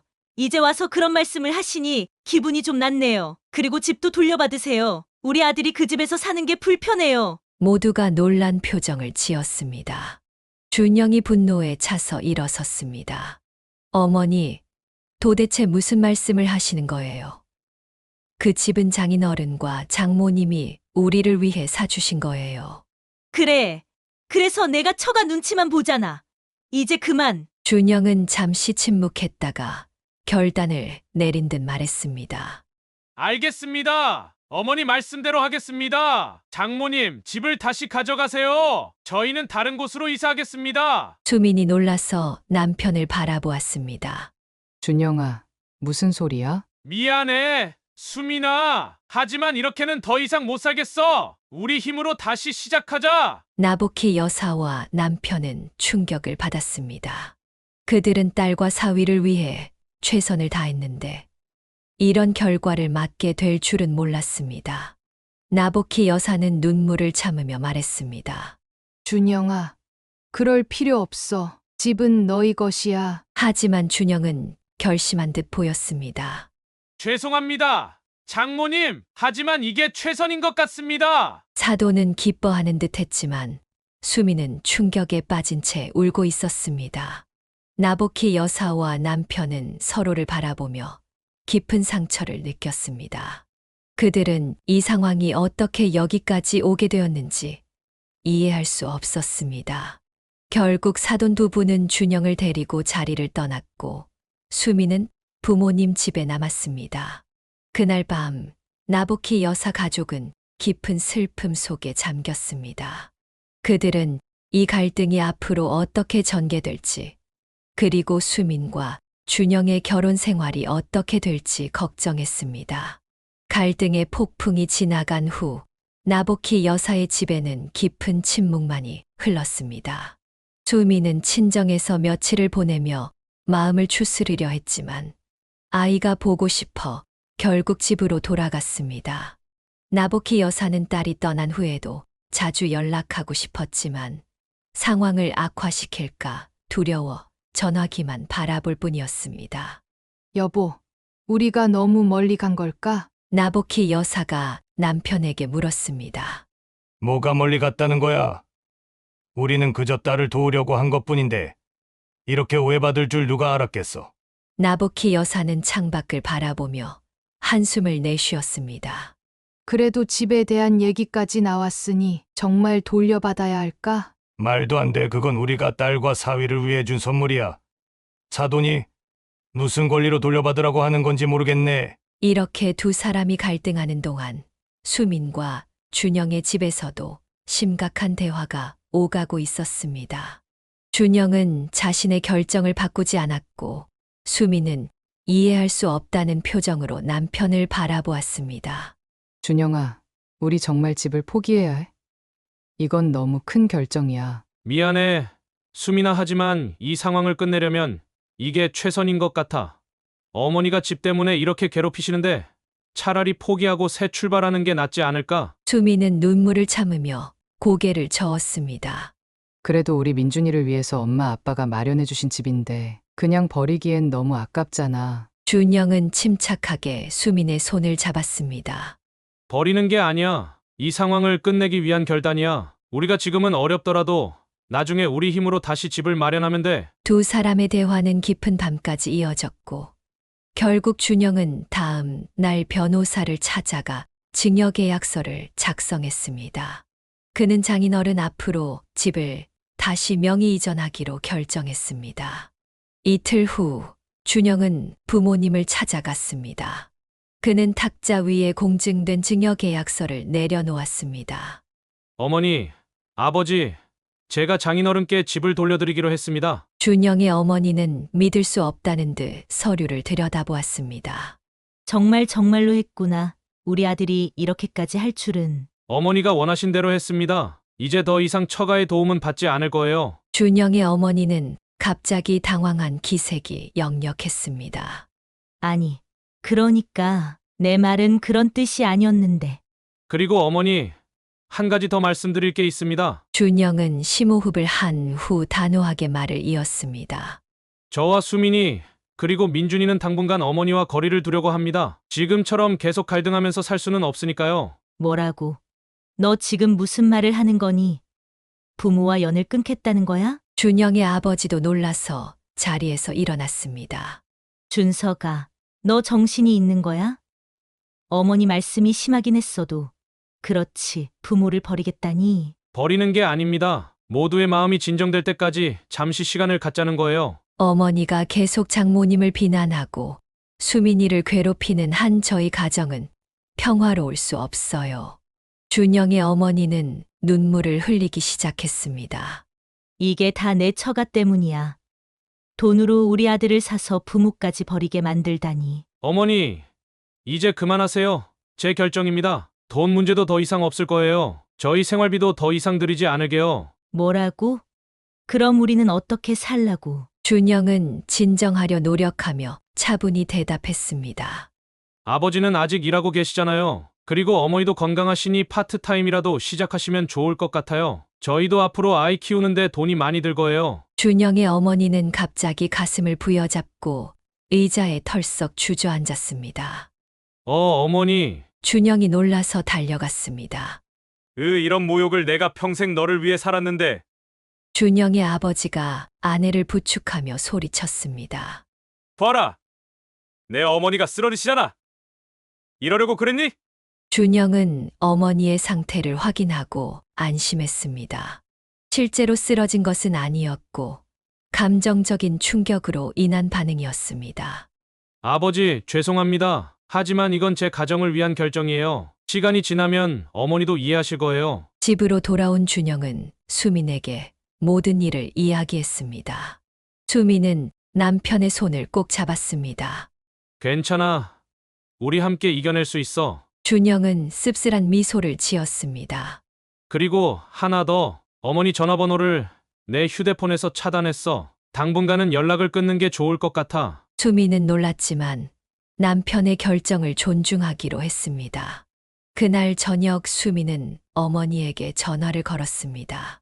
엄마, 준영이가 정말로 집을 돌려주기로 했어요. 증여계약서까지 작성했대요. 나보키 여사는 놀라서 말을 잇지 못했습니다. 그리고 시어머니가 거의 쓰러질 뻔했대요. 준영이가 생활비도 더 이상 안 보내겠다고 하니까 세상에, 정말 그렇게까지 했니? 괜찮은 거야? 네. 오히려 마음이 편해요. 준영이도 시어머니 전화번호를 차단했대요. 당분간 연락을 안 할 거래요. 그래도 부모인데 정말 그렇게 해도 되는 걸까? 수미는 잠시 침묵했다가 대답했습니다. 시어머니가 화를 내시면서 처갓집에서 해줘도 날리고 안 해줘도 날린다고 소리치셨대요. 더 이상 할 말이 없으셨나 봐요. 나복희 여사는 가슴이 무거웠습니다. 자식과 부모 사이의 관계가 이렇게 깨어지는 것이 안타까웠지만 한편으로는 딸의 목소리에서 어떤 안도감을 느꼈습니다. 그래도 너희는 괜찮니? 경제적으로 많이 힘들 텐데. 사실 시부모님께 매달 생활비 드리는 부담이 없어지니까 오히려 숨통이 트이는 것 같아요. 집은 비록 포기했지만 저희 힘으로 살아갈 수 있을 것 같아요. 나복희 여사는 딸의 강인함에 감동했습니다. 그녀는 딸의 선택을 존중하기로 했습니다. 알았다. 수민아, 너희가 결정한 대로 하렴. 하지만 언제든지 도움이 필요하면 말해. 엄마는 항상 너희 편이야. 고마워요, 엄마. 제가 이제 진짜 어른이 된 것 같아요. 통화를 마친 나복희 여사는 남편에게 상황을 전했습니다. 그는 한참 동안 생각에 잠겼다가 입을 열었습니다. 수민이가 생각보다 강인하더라고. 이번 일을 통해 더 성장한 것 같아. 둘은 서로를 바라보며 씁쓸하게 웃었습니다. 그들은 딸 부부가 앞으로 어떤 어려움을 겪을지 모르지만 이 결정이 오히려 새로운 시작이 될 수도 있다고 생각했습니다. 사위와 시어머니 사이의 단절이 시작된 지 2달이 지났습니다. 봄이 오고 민준이는 하루가 다르게 성장했습니다. 걸음마를 시작한 그는 이제 몇 발자국씩 혼자 걸으며 집안을 누비고 다녔습니다. 나복희 여사는 주말마다 딸의 집을 방문하며 외손자의 성장을 지켜보았습니다. 어느 봄날 오후 나복희 여사는 자신의 정원에서 꽃을 가꾸고 있었습니다. 햇살이 따뜻했고 새로 피어난 꽃들이 향기를 내뿜었습니다. 그녀는 그동안 있었던 일들을 차분히 되돌아보았습니다. 사돈과의 갈등이 결국 이렇게 될 줄이야. 남편이 정원으로 나와 그녀 옆에 앉았습니다. 뭘 그렇게 깊은 생각에 잠겨 있어? 지난 일들이 자꾸 생각나서 우리가 더 현명하게 대처했으면 어땠을까 싶어. 그녀의 남편은 고개를 천천히 흔들었습니다. 우리가 뭘 잘못했다고 그런 생각을 해. 딸을 사랑해서 도와준 게 죄는 아니잖아. 그건 그렇지만 어쩌면 우리가 좀 더 사돈의 마음을 이해했더라면 이렇게까지 오지는 않았을지도 몰라. 나복희 여사는 한숨을 쉬었습니다. 그녀는 자신들이 경제적 여유가 있어 딸을 도울 수 있었던 것은 축복이라고 생각했지만 그것이 사돈에게는 상처가 되었을 수도 있다는 생각이 들었습니다. 지금 와서 생각해보니 참 어리석은 일이었어. 우리가 딸에게 해준 것들이 사돈에게는 자존심을 상하게 했을 수도 있겠더라고. 그런 마음을 가진 사돈을 만난 것부터가 불행이었지. 형편 좋고 이해심 많은 사돈을 만났다면 서로 협력하며 아이들을 도울 수 있었을 텐데.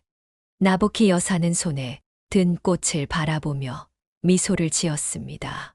그래도 우리 준영이는 참 좋은 사람이야. 그런 부모 밑에서 어떻게 저렇게 바르게 자랐는지 신기할 정도야. 저녁이 되자 수민에게서 전화가 왔습니다. 그녀의 목소리는 평소보다 조금 긴장된 듯 했습니다. 엄마, 오늘 시어머니에게서 연락이 왔어요. 나복희 여사는 가슴이 철렁 내려앉았습니다. 그래, 무슨 내용이었어? 사과하고 싶다고, 민준이도 보고 싶다고 하셨어요. 아, 그래. 너희는 어떻게 생각해? 수민은 잠시 침묵했다가 대답했습니다. 준영이는 아직 마음의 준비가 안 됐대요. 2달 만에 갑자기 연락이 와서 당황스럽대요. 그럴 수 있지. 상처받은 마음이 그렇게 빨리 아물지는 않으니까. 근데 엄마, 이상한 건 시어머니가 완전히 달라지신 것 같아요. 전화로 울면서 미안하다고 계속 말씀하시더라고요. 나복희 여사는 의아했지만 한편으로는 이해가 되었습니다. 아들과의 단절이 시어머니에게는 큰 충격이었을 것입니다. 사람이 극단적인 상황을 겪으면 변하기도 해. 어쩌면 진심으로 뉘우치고 있는지도 모르지. 그럴까요?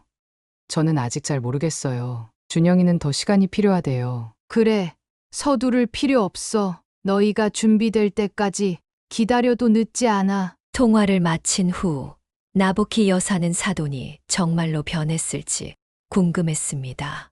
그녀는 그동안 사돈을 이해하려고 노력해 보았습니다. 어쩌면 그녀는 아들에 대한 지나친 소유욕과 자신들보다 경제적으로 여유로운 처가에 대한 열등감으로 괴로워했을지도 모릅니다. 일주일 후 수민이 다시 전화를 걸어왔습니다. 엄마, 준영이가 어머니를 만나보기로 했어요. 민준이 없이 둘이서만 이야기하기로 했대요. 현명한 선택인 것 같구나. 어떻게 됐으면 좋겠어? 솔직히 저도 이 상황이 끝났으면 좋겠어요. 준영이가 부모님과 연을 끊고 사는 게 마음이 아프거든요. 나보키 여사는 딸의 넓은 마음씨에 감동했습니다. 그렇게 어려움을 겪었음에도 시부모와의 화해를 바라다니 정말 성숙한 생각이었습니다. 준영이 어머니를 만난 날 저녁 수미는 다시 나보키 여사에게 전화를 걸었습니다. 어떻게 됐니? 네, 생각보다 괜찮았대요. 시어머니가 정말로 많이 반성하신 것 같아요. 준영이 말로는 처음 보는 모습이었대요. 다행이구나. 그래서 어떻게 되기로 했어? 일단 천천히 관계를 회복해보기로 했대요. 다음 주에 민준이와 함께 만나기로 했어요. 나보키 여사는 안도의 한숨을 내쉬었습니다. 다행이다. 어떻게 되든 너희가 편안하게 살 수 있으면 그게 가장 중요해. 이틀 후 수민이 민준이를 데리고 친정을 방문했습니다. 그녀는 평소보다 밝은 표정이었습니다. 엄마, 사실 어제 시아버지께서 찾아오셨어요. 준영이 없을 때 그래. 무슨 이야기를 하셨어? 집 문제로 왔더라고요. 준영이가 돌려준 집을 다시 우리 앞으로 해달라고 하시더라고요. 나보키 여사는 놀랐습니다. 정말 갑자기 그런 말씀을 하시다니. 네, 저도 놀랐어요. 시아버지 말씀으로는 시어머니가 자기 잘못을 깨달았다고, 아들이 효도한다고 해준 집을 거부하는 게 옳지 않다고 하셨대요. 세상에 그렇게 완전히 태도가 바뀌시다니. 그래서 저도 준영이에게 물어봤죠. 그랬더니 준영이가 일단 생각해 보자고 했어요. 나보키 여사는 미소를 지었습니다. 그래. 서두르지 말고 잘 생각해봐. 하지만 이건 분명 좋은 신호인 것 같구나. 수미는 조심스럽게 말을 이었습니다. 엄마, 그런데 저희가 생각해 봤는데 이제 진짜 우리 힘으로 살아보고 싶어요. 시부모님과의 관계가 회복된다 해도 그 집은 돌려받지 않으려고요. 나보키 여사는 딸을 자랑스럽게 바라보았습니다. 정말 어른이 됐구나. 우리 딸. 대신 그 돈으로 민준이 교육비로 따로 적금을 들어주시면 어떨까 해요. 저희는 전세라도 구해서 독립적으로 살아볼게요. 나보키 여사는 딸과 사위의 결정을 존중했습니다. 그들은 이번 일을 통해 정말 많은 것을 배우고 성장한 것 같았습니다. 그날 밤 나보키 여사는 앞으로 사돈을 다시 만나게 된다면 어떻게 해야 할지 생각했습니다. 예전처럼 참고 견디기만 하는 것은 능사가 아님을 깨달았습니다. 때로는 단호하게 자신의 입장을 밝히는 것도 필요하다는 것을. 나보키 여사는 창밖의 별을 바라보며 생각했습니다. 모든 갈등이 완전히 해소되지는 않았지만 적어도 새로운 시작을 향해 나아가고 있다는 희망이 보였습니다. 그리고 그것만으로도 충분히 감사한 일이었습니다. 두 번째 사연입니다. 장영진은 경상도의 한 작은 마을에서 세 남매 중 막내딸로 태어났습니다. 그녀는 부모님의 사랑을 한 몸에 받으며 자랐고 특히 장남인 민호 오빠에게 각별한 사랑을 받았습니다. 민호 오빠는 그녀를 우리 공주라 부르며 틈만 나면 목마를 태워 마을을 돌아다녔습니다. 어릴 적부터 민호 오빠는 동생을 각별히 아꼈고 그녀가 성장한 후에도 마치 어린아이를 대하듯 많은 것들을 챙겨주었습니다. 어느 날 장영지가 학교에서 돌아오다 발을 헛디뎌 넘어져 무릎과 턱까지 다쳐 엉엉 울며 집에 돌아왔을 때 집에는 부모님 대신 민호 오빠만 있었습니다. 오빠는 놀라기는커녕 침착하게 그녀를 거실로 데려가 상처를 소독하고 연고를 발라주며 말했습니다.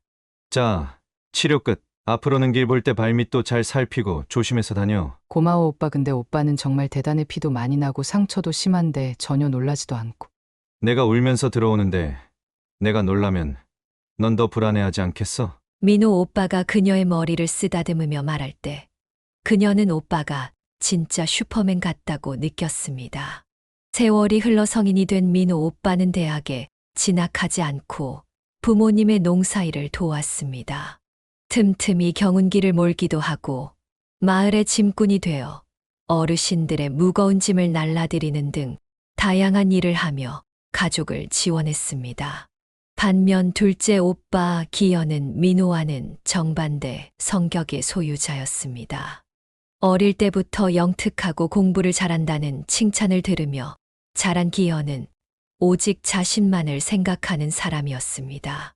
부모님이 무거운 물건을 옮기셔야 할 일이 생겨 두 아들에게 도움을 청했을 때 일은 두 형제의 차이를 명확히 보여주었습니다. 민호는 즉시 두 팔을 걷어붙이고 도우려 했지만 기현은 부모님의 부탁을 거들떠보지도 않고 말했습니다. 형만 있으면 충분하지 않나요? 저는 도움이 안 될 것 같은데 체구도 작고 힘도 없고 그리고 전 약속이 있어서요. 친구들이랑 독서실에서 공부하기로 했거든요. 그러지 말고 잠깐만 도와드리고 가. 친구들이 왜 늦었냐고 물어보면 부모님 일 도와드리고 왔다고 하면 되잖아. 형이 열심히 부모님 도와드려 난 공부하러 갈게. 같은 집에서 자란 형제라도 각자 잘하는 게 있는 법이니까. 같은 부모 밑에서 태어났지만 두 형제의 성격은 너무나 달랐고 이 때문에 장영진은 어릴 때부터 기현 오빠와 가까워질 수 없었습니다. 민호 오빠의 따뜻함과 헌신은 그녀에게 큰 위안과 안정감을 주었지만 기현 오빠의 이기적인 태도는 그녀로 하여금 항상 거리감을 느끼게 했습니다. 두 오빠의 상반된 성격은 그들이 성인이 된 후에도 계속되었고 결국 각자 그에 걸맞은 인생 여정을 걷게 되었습니다. 장영진은 이렇게 두 극단적인 성격의 오빠들 사이에서 자라면서 타인을 배려하는 마음과 가족의 소중함을 자연스럽게 배워나갔습니다. 그리고 이러한 가치관은 후에 그녀가 인생의 큰 시련을 맞이했을 때 중요한 버팀목이 되었습니다. 세월이 흘러 장영지의 두 오빠는 각자의 짝을 만나 결혼했습니다. 민호 오빠는 그의 성격과 어울리게 다정하고 따뜻한 마음씨를 가진 성미라는 여성과 가정을 이루었습니다. 성미 언니는 민호 오빠만큼이나 온화하고 배려심 넘치는 사람이었습니다. 장영지가 대학을 졸업하고 서울에 올라가 직장 생활을 시작했을 때도 성미 언니는 그녀를 친동생처럼 챙겨주었습니다. 명절이나 부모님 생신 때 고향을 방문할 때마다 성미 언니는 그녀에게 용돈을 건네며 챙겨주었고 장영지가 거절해도 소용없었습니다. 언니, 제가 이제 회사 다니면서 돈 벌고 있어요. 용돈 받을 나이도 지났어요. 성미 언니는 그런 그녀의 말을 무시하고 봉투를 그녀의 손에 쥐어주며 말했습니다. 이제 막 사회생활 시작해서 돈 쓸 일도 많을 텐데 화장품도 사고 옷도 사고 맛있는 것도 실컷 먹어. 성미 언니는 친딸인 장영지보다 더 부모님을 잘 모셨습니다.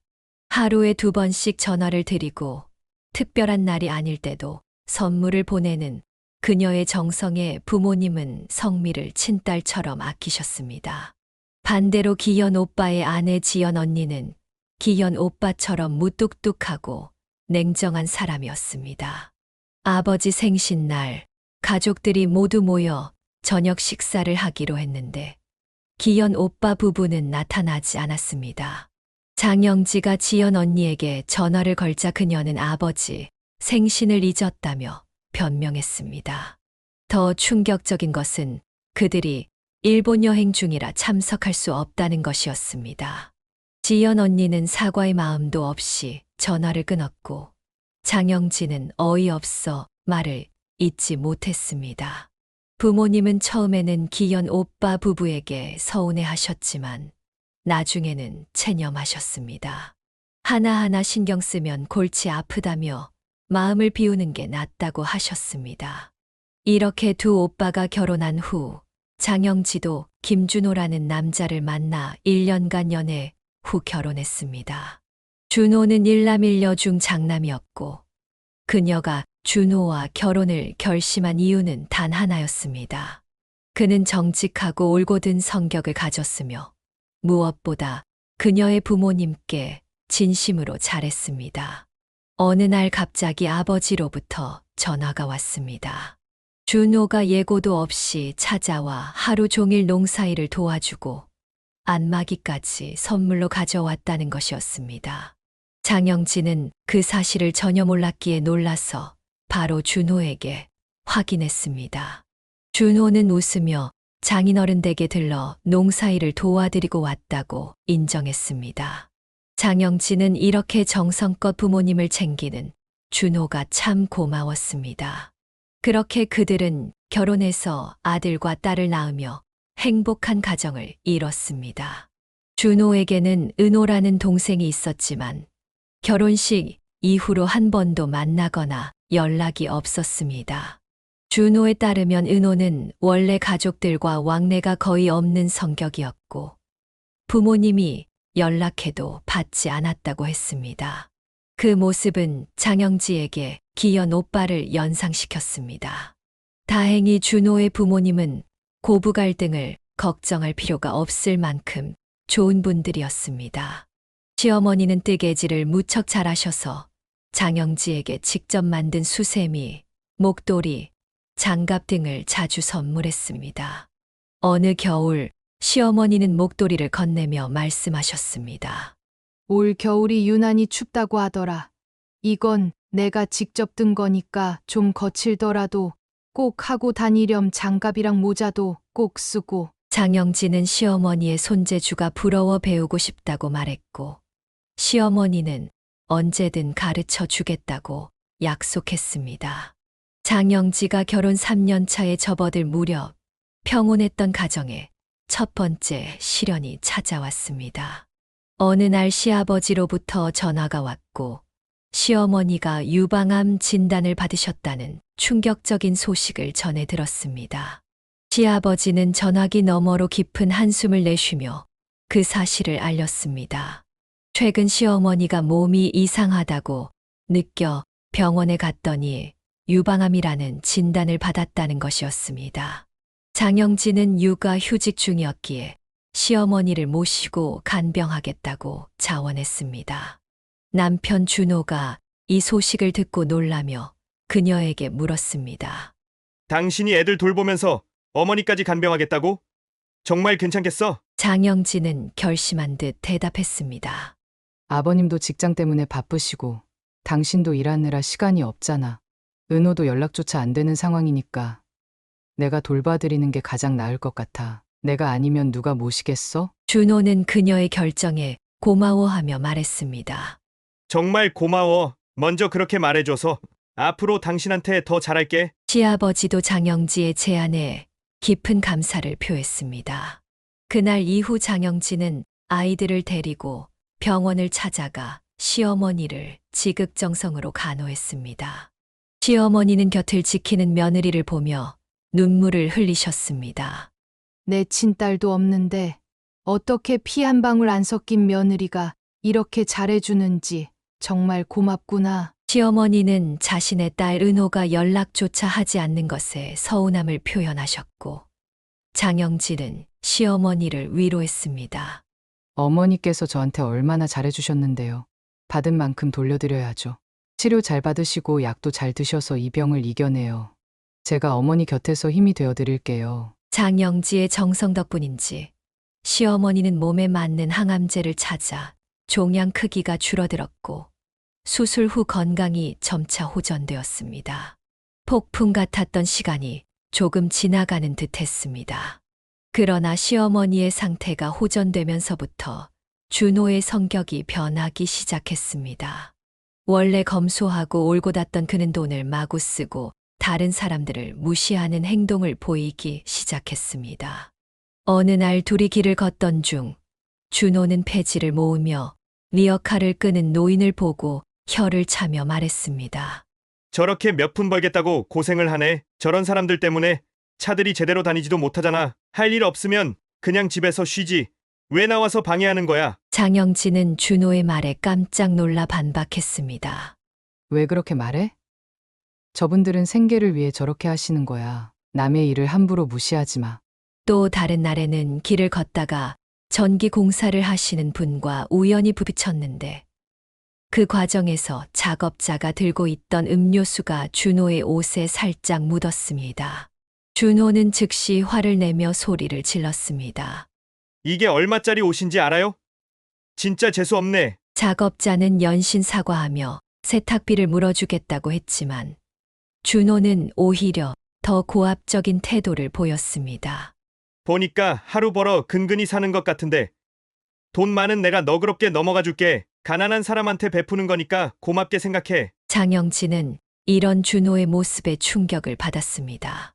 원래 이런 사람이 아니었는데 갑자기 변한 것인지 아니면 원래부터 이런 성격을 숨기고 있었는지 이해할 수 없었습니다. 더 이상한 것은 처음에는 스스로 먼저 장영지의 친정에 방문하자고 했던 준호가 시간이 지날수록 방문을 꺼리게 된 것이었습니다. 바쁘다거나 시간이 없다는 핑계를 대며 친정 방문을 피했고 나중에는 장영지의 부모님이 걱정스러워 물어볼 정도였습니다. 요즘 준호 많이 바쁜가 보네. 예전엔 꼭 먼저 안부 전화도 해주고 했는데 요즘엔 통 연락도 없고 전화해도 받지도 않고. 장영진은 부모님께 남편이 친정에 가기 싫어한다고 말할 수 없어 바쁘다는 핑계로 둘러댔습니다. 요즘 많이 바빠졌어요. 야근도 자주 하고 연락 자주 하라고 말해볼게요. 장영진은 남편 때문에 부모님이 서운해하시는 만큼 자신이 더 자주 연락드리며 상황을 만회하려 했습니다. 남편과의 관계는 마치 외줄타기를 하는 것처럼 위태로웠지만 그녀가 이별을 결심하지 못한 이유는 시부모님 때문이었습니다. 시어머니 간병 이후 더욱 가까워진 시부모님은 그녀를 진심으로 아끼고 사랑했기 때문입니다. 결혼 7년 차에 접어들 무렵 평소처럼 직장에서 퇴근하던 민호 오빠가 교통사고를 당해 현장에서 목숨을 잃었다는 소식이었습니다. 어머니의 흐느끼는 목소리로 전화를 받은 장영진은 처음에는 이 사실을 믿을 수 없었습니다. 엄마, 울지 마시고 천천히 말씀해 주세요. 민호 오빠가 어떻게 됐다는 거예요? 어머니는 울음을 참으며 겨우 말을 이었습니다. 민호가 회사에서 돌아오는 길에 사고가 나서 그 자리에서 하늘나라로 갔어.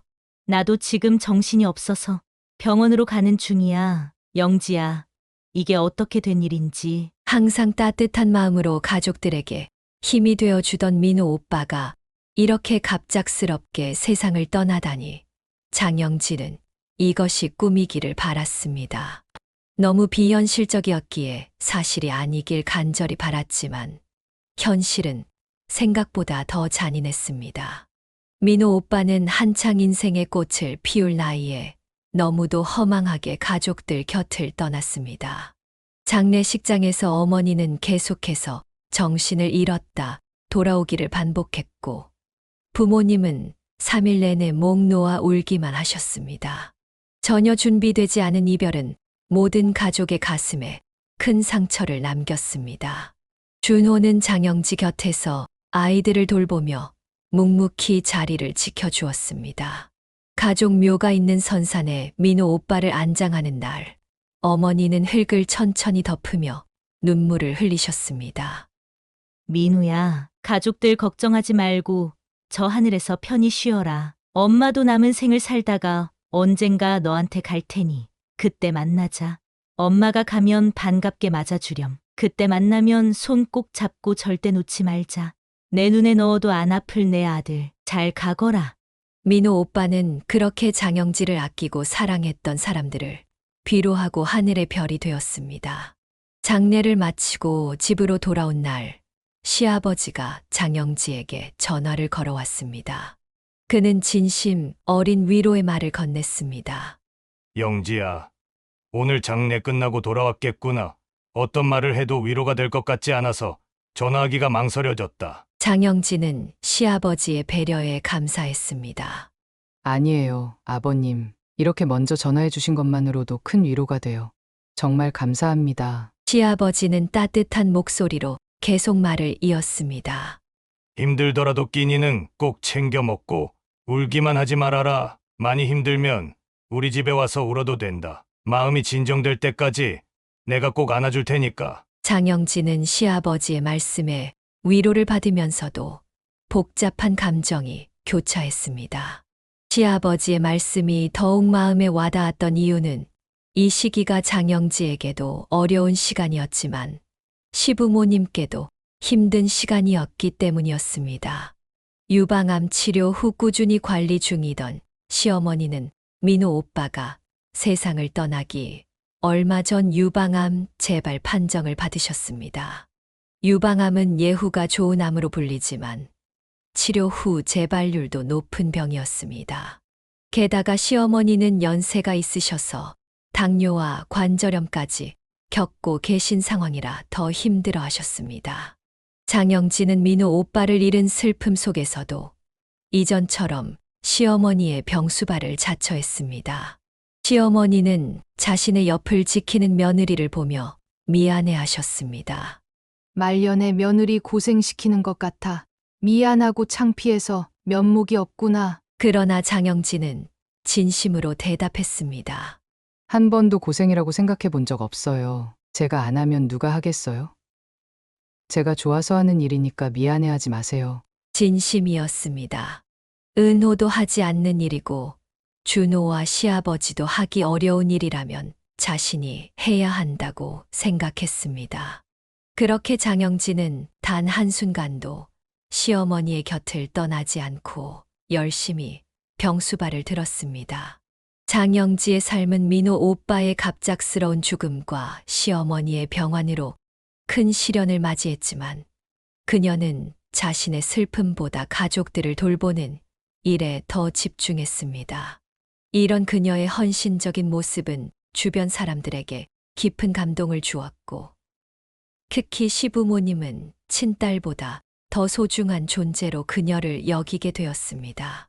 민호 오빠가 세상을 떠나기 얼마 전 장영지의 어머니는 유방암 재발 판정을 받으셨습니다. 장영지는 오빠를 잃은 깊은 슬픔 속에서도 어머니의 병수발을 자청했습니다. 그녀는 자신이 아니면 누구도 이 일을 하지 않을 것이라 생각했습니다. 기현 오빠는 이미 가족과 거의 소통하지 않는 상태였고 혼자 계신 아버지가 감당하기엔 너무 벅찬 일이었기 때문입니다. 그리고 예상치 못한 비극이 또다시 그녀의 가족을 덮쳤습니다. 매년 조상들의 묘소를 관리하던 아버지는 그 해에도 벌초를 하러 가셨고 어머니도 함께 동행했습니다. 장영지는 아버지와 통화하며 업체에 맡기는 건 어떤지 조심스레 제안했지만 아버지는 완강하게 거절했습니다. 내 오빠가 엄마 아빠를 얼마나 보고 싶어 하겠니? 우리가 늙고 힘이 없어도 묘 관리는 남의 손에 맡기지 않을 거야. 직접 해야지. 그날 오후 장영지는 어머니에게 전화를 걸었지만 받지 않았습니다. 몇 시간이 지난 후 아버지로부터 충격적인 소식을 들었습니다. 영지야, 큰일 났다. 어머니가 벌초하다가 벌에 쏘였는데 그대로 쓰러지셨어. 병원에 왔는데 의사가 위독하다고 한다. 빨리 내려와라. 그 소식을 듣는 순간 장영지는 심장이 내려앉는 듯한 느낌이 들었습니다. 즉시 고향으로 내려가야 했지만 하필 그날 시어머니의 상태도 많이 나빠져 있었습니다. 시어머니는 아무것도 드시지 못하고 계속 신음하고 계셨습니다. 이런 상황에서 장영지는 준호에게 도움을 청하는 전화를 걸었습니다. 여보, 오늘 좀 일찍 퇴근할 수 있어? 엄마가 벌초하다가 벌에 쏘여서 쓰러지셨대. 많이 위독하다고 해서 내가 지금 바로 내려가 봐야 할 것 같아. 준호는 귀찮다는 듯한 목소리로 대답했습니다. 갑자기 무슨 소리야? 난 지금 일이 산더미처럼 쌓여 있어. 장모님 옆에 장인어른이 계시잖아. 문제 없지 않아? 장영진은 믿을 수 없다는 듯 반문했습니다. 엄마가 위독하시다고 하는데, 그리고 시어머니도 오늘 많이 안 좋으셔서 내가 옆에 좀 있어줬으면 하는데, 그게 그렇게 어려워? 장영진은 준호의 냉정한 태도에 분노하며 전화를 끊고 서둘러 시아버지에게 연락해 상황을 설명했습니다. 시아버지는 즉시 고향으로 가보라고 말씀하셨고, 그녀는 급히 기차표를 예매해 내려갔습니다. 병원에 도착했을 때 어머니는 이미 혼수 상태에 빠져 중환자실에 입원해 계셨습니다. 아버지는 그녀를 보자마자 어린아이처럼 울음을 터뜨렸습니다. 영지야, 어머니가 이러다 정말 세상을 떠나면 어떡하냐? 어떡하면 좋니? 장영진은 아버지를 위로하며 기현 오빠에게도 연락했지만 오빠 부부는 전화도 문자도 받지 않았습니다. 저녁이 되어서야 겨우 답장을 받았는데 그들은 놀랍게도 어머니가 위독한 상황인데도 주말쯤 가겠다는 답변을 보내왔습니다. 사흘 뒤 장영지와 기현이 병원에서 만났을 때 두 사람은 격렬하게 다투었습니다. 장영지는 오빠의 무책임한 태도를 비난했고 기현은 회사 일을 핑계로 변명했습니다. 두 사람의 언쟁이 심해지자 아버지는 병원에서 그렇게 큰 소리로 다투지 말라며 모두 집에 가라고 하셨습니다. 장영진은 기현 오빠 부부의 뻔뻔한 태도에도 화가 났지만 더욱 화가 난 것은 준호였습니다. 그는 그날 이후 그녀에게 어떤 연락도 하지 않았습니다. 괜찮냐는 문자나 전화 한 통 없었고 오히려 시아버지가 더 자주 전화를 걸어 안부를 물어주셨습니다. 애미야, 사부인께선 괜찮으신가? 내가 내려가 볼까? 아니에요, 아버님. 어머니도 몸이 안 좋으신데 무슨 일 생기면 제가 먼저 연락드릴게요. 전화해 주셔서 감사해요. 이처럼 어려운 시간 속에서도 장영진은 시어머니와 친어머니 사이에서 최선을 다해 두 분을 모시려 노력했습니다. 장영지의 어머니는 벌에 쏘여 쓰러지신 지 5일 만에 결국 세상을 떠나셨습니다. 의사가 사망 선고를 하고 흰 천을 덮는 순간 그녀는 현실을 부정하며 그 천을 붙잡고 절규했습니다. 장영지의 세상이 완전히 무너져 내리는 순간이었습니다. 믿고 싶지 않은 현실 앞에서 그녀는 계속해서 목 놓아 울기만 했습니다. 아버지는 그런 장영지를 안아주며 위로했습니다. 영지야, 울지 마라. 엄마는 분명히 좋은 곳으로 갔을 거다. 그냥 조금 더 먼저 하늘나라로 간 것뿐이니까 너무 슬퍼하지 말자. 그 말을 듣고 장영진은 아버지를 꼭 안고 더 많은 눈물을 흘렸습니다. 그렇게 밀려오는 슬픔을 겨우 억누르며 장례를 치르는 과정에서 더 큰 실망과 분노를 겪게 되었습니다. 늦은 밤이 되어서야 기현 오빠와 지연 언니가 장례식장에 나타났습니다. 더 충격적인 것은 지연 언니가 검은 정장은 입었지만 장례식에 어울리지 않는 풀 메이크업에 하이힐을 신고 등장한 것이었습니다. 오빠가 사람이야? 내가 엄마 위독하다고 했잖아. 너희는 정말 짐승보다도 못한 사람들이야. 기현은 마치 연기하듯 슬픈 표정을 지으며 대응했습니다. 나도 마음이 아파봐. 눈이 다 부었잖아. 누가 이렇게 일찍 돌아가실 줄 알았겠어? 준호의 행동 역시 장영지를 분노하게 했습니다. 그는 어머니가 돌아가시자마자 연락했는데도 늦게 도착했고 그마저도 시아버지의 따뜻한 대접을 받았습니다. 우리 사위 왔구나. 오느라 고생 많았네. 장영진은 준호를 향해 쌓아두었던 분노를 터뜨렸습니다. 이제야 얼굴을 비추네. 우리 엄마 위독하다고 그렇게 말해도 듣지도 않고 연락 한 통 없더니 이제 와서 걱정하는 척이야? 더 놀라운 일은 장례식이 진행되는 동안 벌어졌습니다. 준호는 상주 완장을 차고 있으면서도 피곤한지 담배를 피우러 나갔다가 나중에는 식당에서 조문객들과 고스톱을 치며 웃고 떠들었습니다.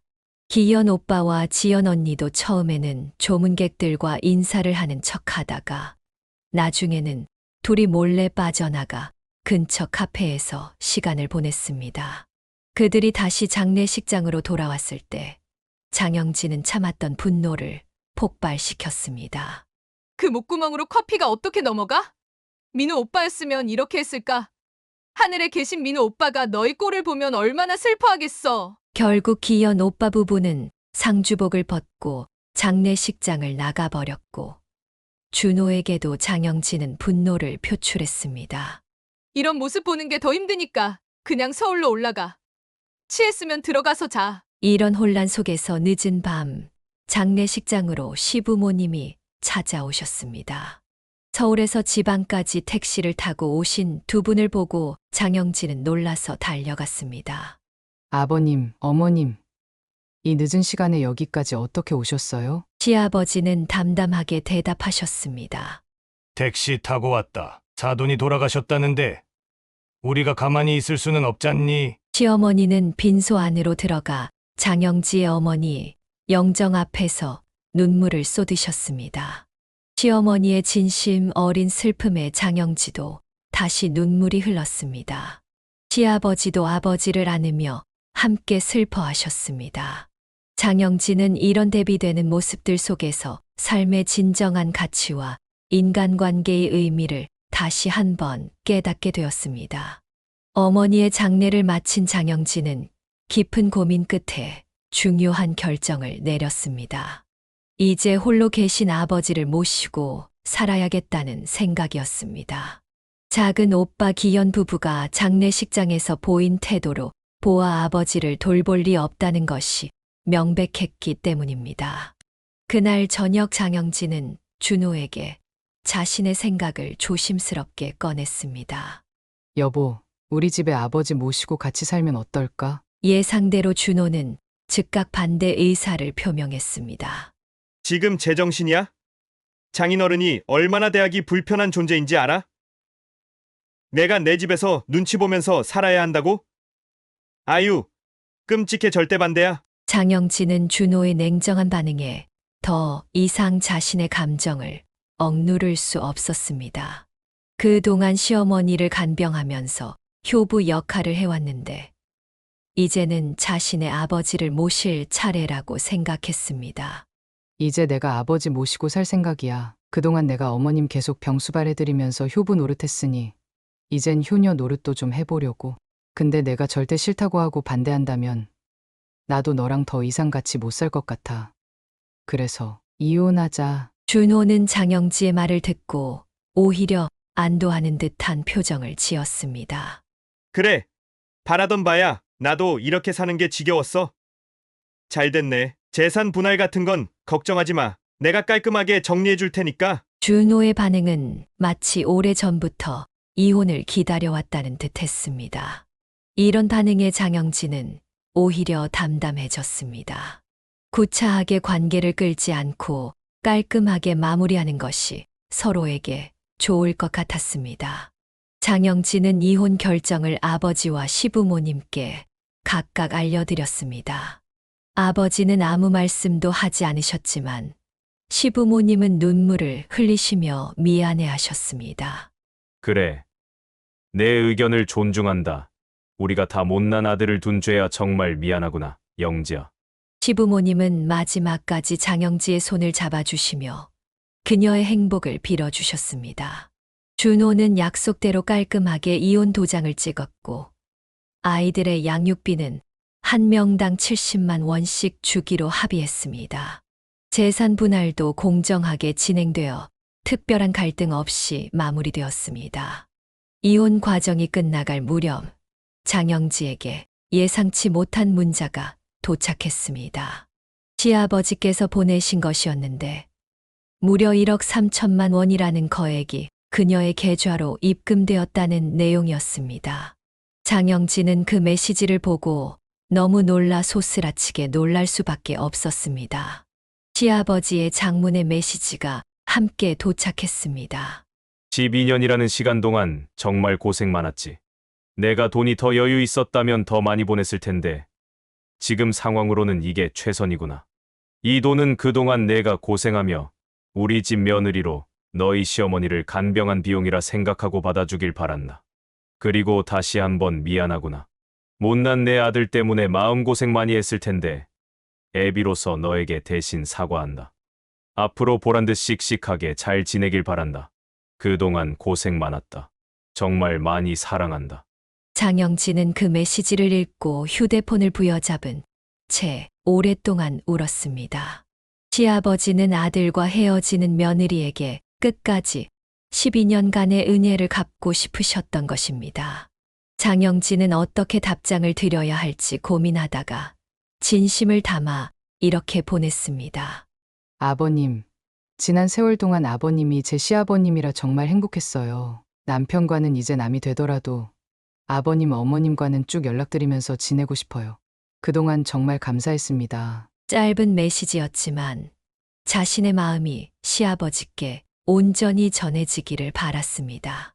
이혼 후 장영진은 아이들과 함께 고향으로 돌아가 어릴 적 살았던 집에서 아버지와 함께 살기 시작했습니다.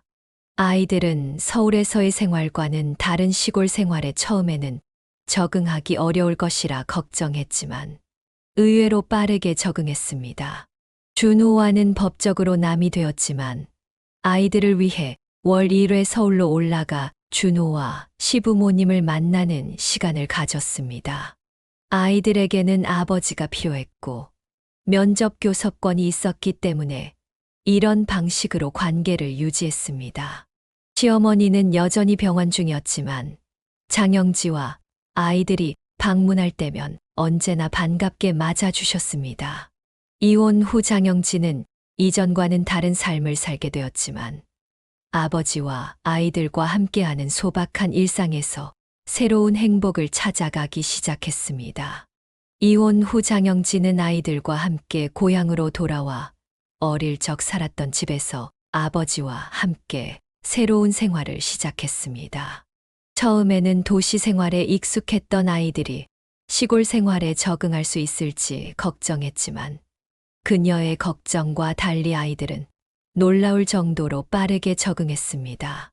아이들은 매달 한 번씩 아버지를 만나기 위해 서울로 올라갔고 그때마다 시부모님도 함께 찾아뵈었습니다. 서류상으로는 이혼했지만 아이들의 정서적 안정과 면접 교섭권을 위해 이런 방식의 만남을 유지했습니다. 아버지는 농사일을 계속하면서도 새로운 시도를 하셨습니다. 최근에는 비닐하우스를 지어 겨울에도 농작물을 재배할 수 있게 되었습니다. 추운 겨울에도 상추, 봄동과 같은 채소를 키워 안정적인 수입을 얻을 수 있게 된 것입니다. 어느 날 눈이 올 것이라는 예보가 있어 장영지가 걱정스럽게 여쭈었습니다. 아빠, 내일 모레쯤 눈이 온다고 하던데 비닐하우스 보온 덮개를 미리 덮어두는 게 좋지 않을까요? 혹시 모르니 그 정도 튼튼하게 해두고요. 아버지는 이미 준비가 되어 있다고 말씀하셨습니다. 건너편에 사는 최 씨네 아들이 도와주기로 했어. 끈만 단단히 묶어두면 눈이 쌓여도 무너질 일은 없을 거야. 장영지와 아이들은 농사일을 돕는데 적극적으로 참여했습니다. 특히 아이들은 할아버지를 무척 따랐고 학교에서 돌아오면 아버지부터 찾았습니다. 가족이 함께 있을 때 아버지가 피로에 아이고라는 신음을 한 번만 내어도 아이들은 서로 먼저 달려가 마사지를 해드리려 경쟁했습니다. 이런 아이들의 순수한 마음에 장영진은 가슴이 따뜻해지는 것을 느꼈습니다. 아이들이 할아버지와 이렇게 끈끈한 관계를 형성하는 것을 보니 고향으로 돌아온 결정이 옳았다는 확신이 들었습니다. 시간이 흐르며 그녀의 삶은 점점 안정을 찾아갔습니다. 시골 생활은 서울에서의 삶과는 확연히 달랐지만 그 안에서 장영진은 잊고 있던 평온함을 다시 찾았습니다. 아침에 일어나 신선한 공기를 마시며 텃밭을 가꾸고 아이들과 함께 간단한 농사일을 돕고 저녁에는 가족이 둘러앉아 따뜻한 식사를 나누는 일상이 그녀에게 특별한 행복을 가져다 주었습니다.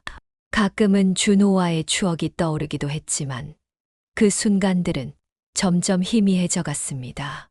이제 그녀의 마음을 채우는 것은 아버지와 아이들, 그리고 고향에서의 새로운 추억들이었습니다. 시부모님과도 여전히 좋은 관계를 유지했고, 특히 시아버지는 일주일에 한두 번씩 문자로 안부를 물어주셨습니다. 장영지가 고향으로 돌아온 지 몇 개월이 지났을 때 예상치 못한 방문객이 찾아왔습니다. 기현 오빠였습니다. 장영지는 어머니의 장례식 이후 다시는 보지 않을 것이라 생각했던 오빠가 뻔뻔하게 집에 찾아온 것에 놀랐습니다. 기현 오빠가 갑자기 찾아온 이유는 다름 아닌 어머니가 남기고 간 재산 때문이었습니다. 장영지는 기현 오빠를 집 안으로 들이지 않고 문 앞에서 차갑게 대했습니다.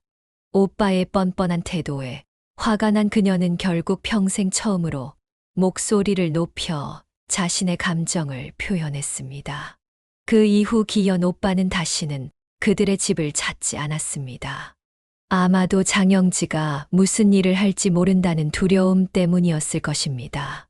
장영지와 아이들이 고향으로 돌아온 지 얼마 되지 않았을 무렵 예상치 못한 방문객이 그들의 집 문을 두드렸습니다. 문을 열어보니 놀랍게도 기현 오빠였습니다. 어머니의 장례식 이후 연락도 없던 사람이 갑자기 나타난 것입니다. 장영지는 그를 집 안으로 들이지 않고 현관에서 차갑게 맞이했습니다. 기현은 마치 아무 일도 없었다는 듯 평소와 다름없는 태도로 방문 목적을 밝혔습니다. 그가 찾아온 이유는 다름 아닌 어머니가 남겼을지도 모르는 유산 때문이었습니다. 왜 왔어? 장영지의 차가운 질문에 기현은 잠시 주저하더니 본심을 드러냈습니다. 어머니께서 남기신 게 있으면 달라고 이런 말을 하려고 온 건 아닌데 장례식이 끝난 지 한참 지났는데도 연락이 없길래 혹시 내 몫으로 된 게 없나 싶어서 아버지께 직접 물어보러 왔어. 장영지는 그의 뻔뻔한 태도에 더욱 분노했습니다. 솔직히 이 집안 실질적인 장남은 이제 나잖아. 그럼 적어도 나한테 뭐라도 떨어져야 맞는 거 아니겠어? 장영지는 기현의 말에 어이가 없어 잠시 말을 잃었습니다.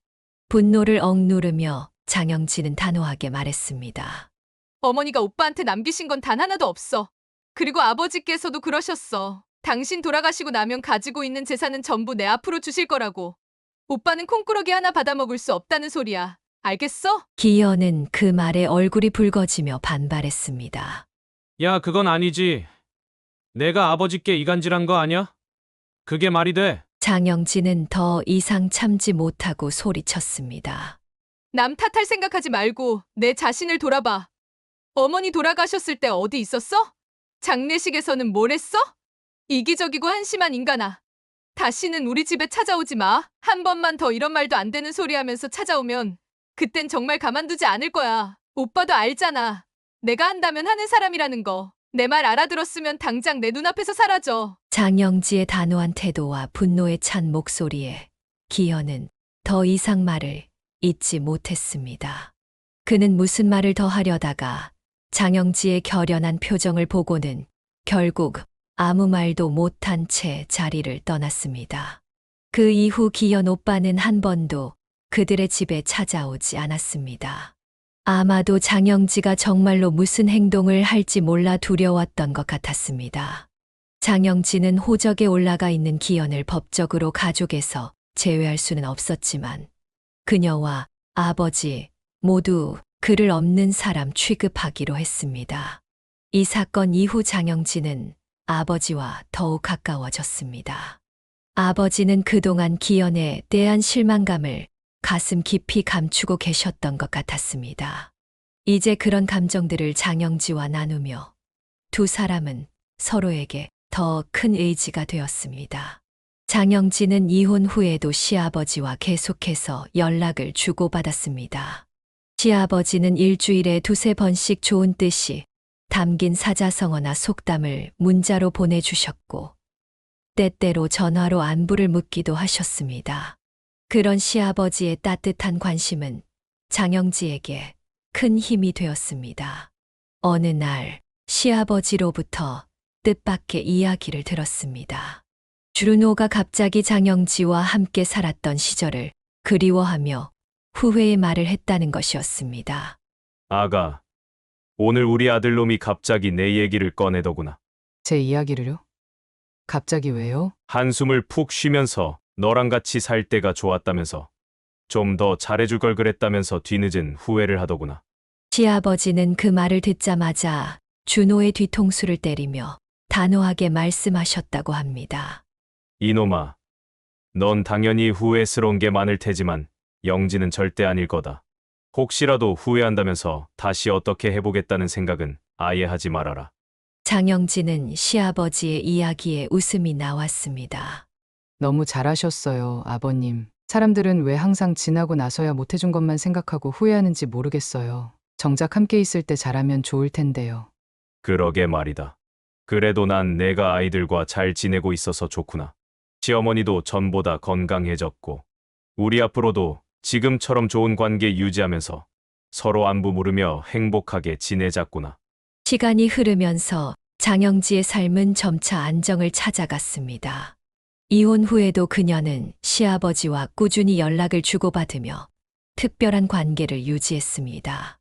시아버지는 일주일에 2~3번씩 그녀에게 의미 있는 사자성어나 속담이 담긴 문자를 보내주셨고 종종 전화로 안부를 물어주셨습니다.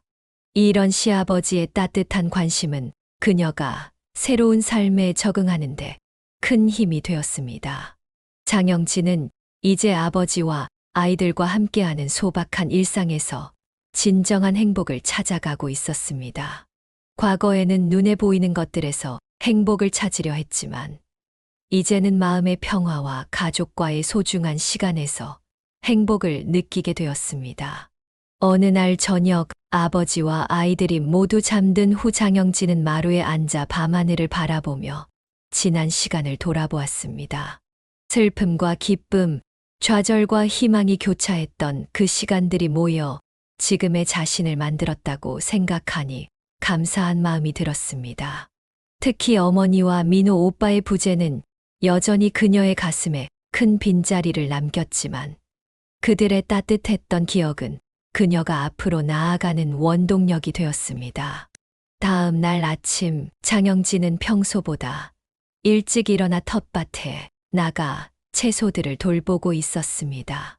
이른 아침 공기가 상쾌했고 채소들에 맺힌 이슬이 아침 햇살에 반짝였습니다. 그때 핸드폰에서 문자 알림음이 울렸습니다. 시아버지였습니다. 장영진은 미소를 지으며 답장을 보냈습니다. 시아버지의 문자는 언제나 그녀에게 작은 기쁨과 위안을 주었습니다. 그리고 얼마 후 시아버지에게서 전화가 왔습니다. 준호가 최근에 장영지에 대해 이야기했다는 것이었습니다. 시아버지는 준호가 장영지와 함께 살던 때를 그리워하며 후회의 말을 했다고 전했습니다. 하지만 시아버지는 단호하게 준호에게 쐐기를 박았다고 합니다. 너는 당연히 후회할 만한 일이 많겠지만 영지는 절대 그렇지 않을 거다. 후회한다면서 다시 어떻게 해보겠다는 생각은 절대로 하지 마라. 장영진은 시아버지의 말씀에 감사했습니다. 사람들은 왜 항상 지나고 나서야 못해준 것들을 생각하고 후회하는지, 정작 함께 있을 때 잘하면 좋을 텐데 그러지 못하는 것이 아쉬웠습니다. 봄이 오고 여름이 지나 가을이 깊어갈 무렵 장영진은 아버지의 비닐하우스 농사를 돕는 한편 마을의 작은 공방에서 일을 시작했습니다. 그녀는 시어머니에게서 배운 뜨개질 솜씨를 살려 손뜨개 소품들을 만들어 팔았고 점차 그녀만의 작은 브랜드를 만들어가고 있었습니다. 아이들도 학교에 잘 적응하여 새 친구들을 사귀었고 할아버지와 함께하는 시간을 무척 즐거워했습니다. 밤이면 장영진은 아이들과 아버지에게 책을 읽어주는 시간을 가졌습니다. 어머니가 그랬던 것처럼 그녀도 가족에게 따뜻한 이야기를 들려주며 하루를 마무리했습니다. 그리고 잠들기 전 그녀는 항상 민호 오빠와 어머니를 생각하며 조용히 감사의 기도를 드렸습니다. 어쩌면 남들이 이해하지 못할 수도 있는 그녀의 선택이었지만 장영진은 자신이 받은 것보다 더 큰 사랑을 나누며 살고 있었습니다. 시부모님이 그녀와 아이들을 진심으로 아껴주셨듯이 그녀도 그 마음을 기억하고 감사히 여겼습니다. 특히 어머니를 오랫동안 간병했던 시간들이 그녀에게는 소중한 추억이 되었습니다. 이제 장영진은 이혼과는 별개로 마음으로 서로를 응원하고 행복을 기원하는 관계를 시부모님과 유지하고 있었습니다. 그리고 아버지와 아이들과 함께하는 지금의 삶에서 진정한 행복을 찾아가고 있었습니다. 사연을 듣고 댓글을 남겨주시기 바랍니다. 사소한 의견일지라도 사연자분에게는 큰 힘이 됩니다. 노골적인 악성 댓글은 사연자분에게 상처가 될 수 있으니 삼가주시기 바랍니다.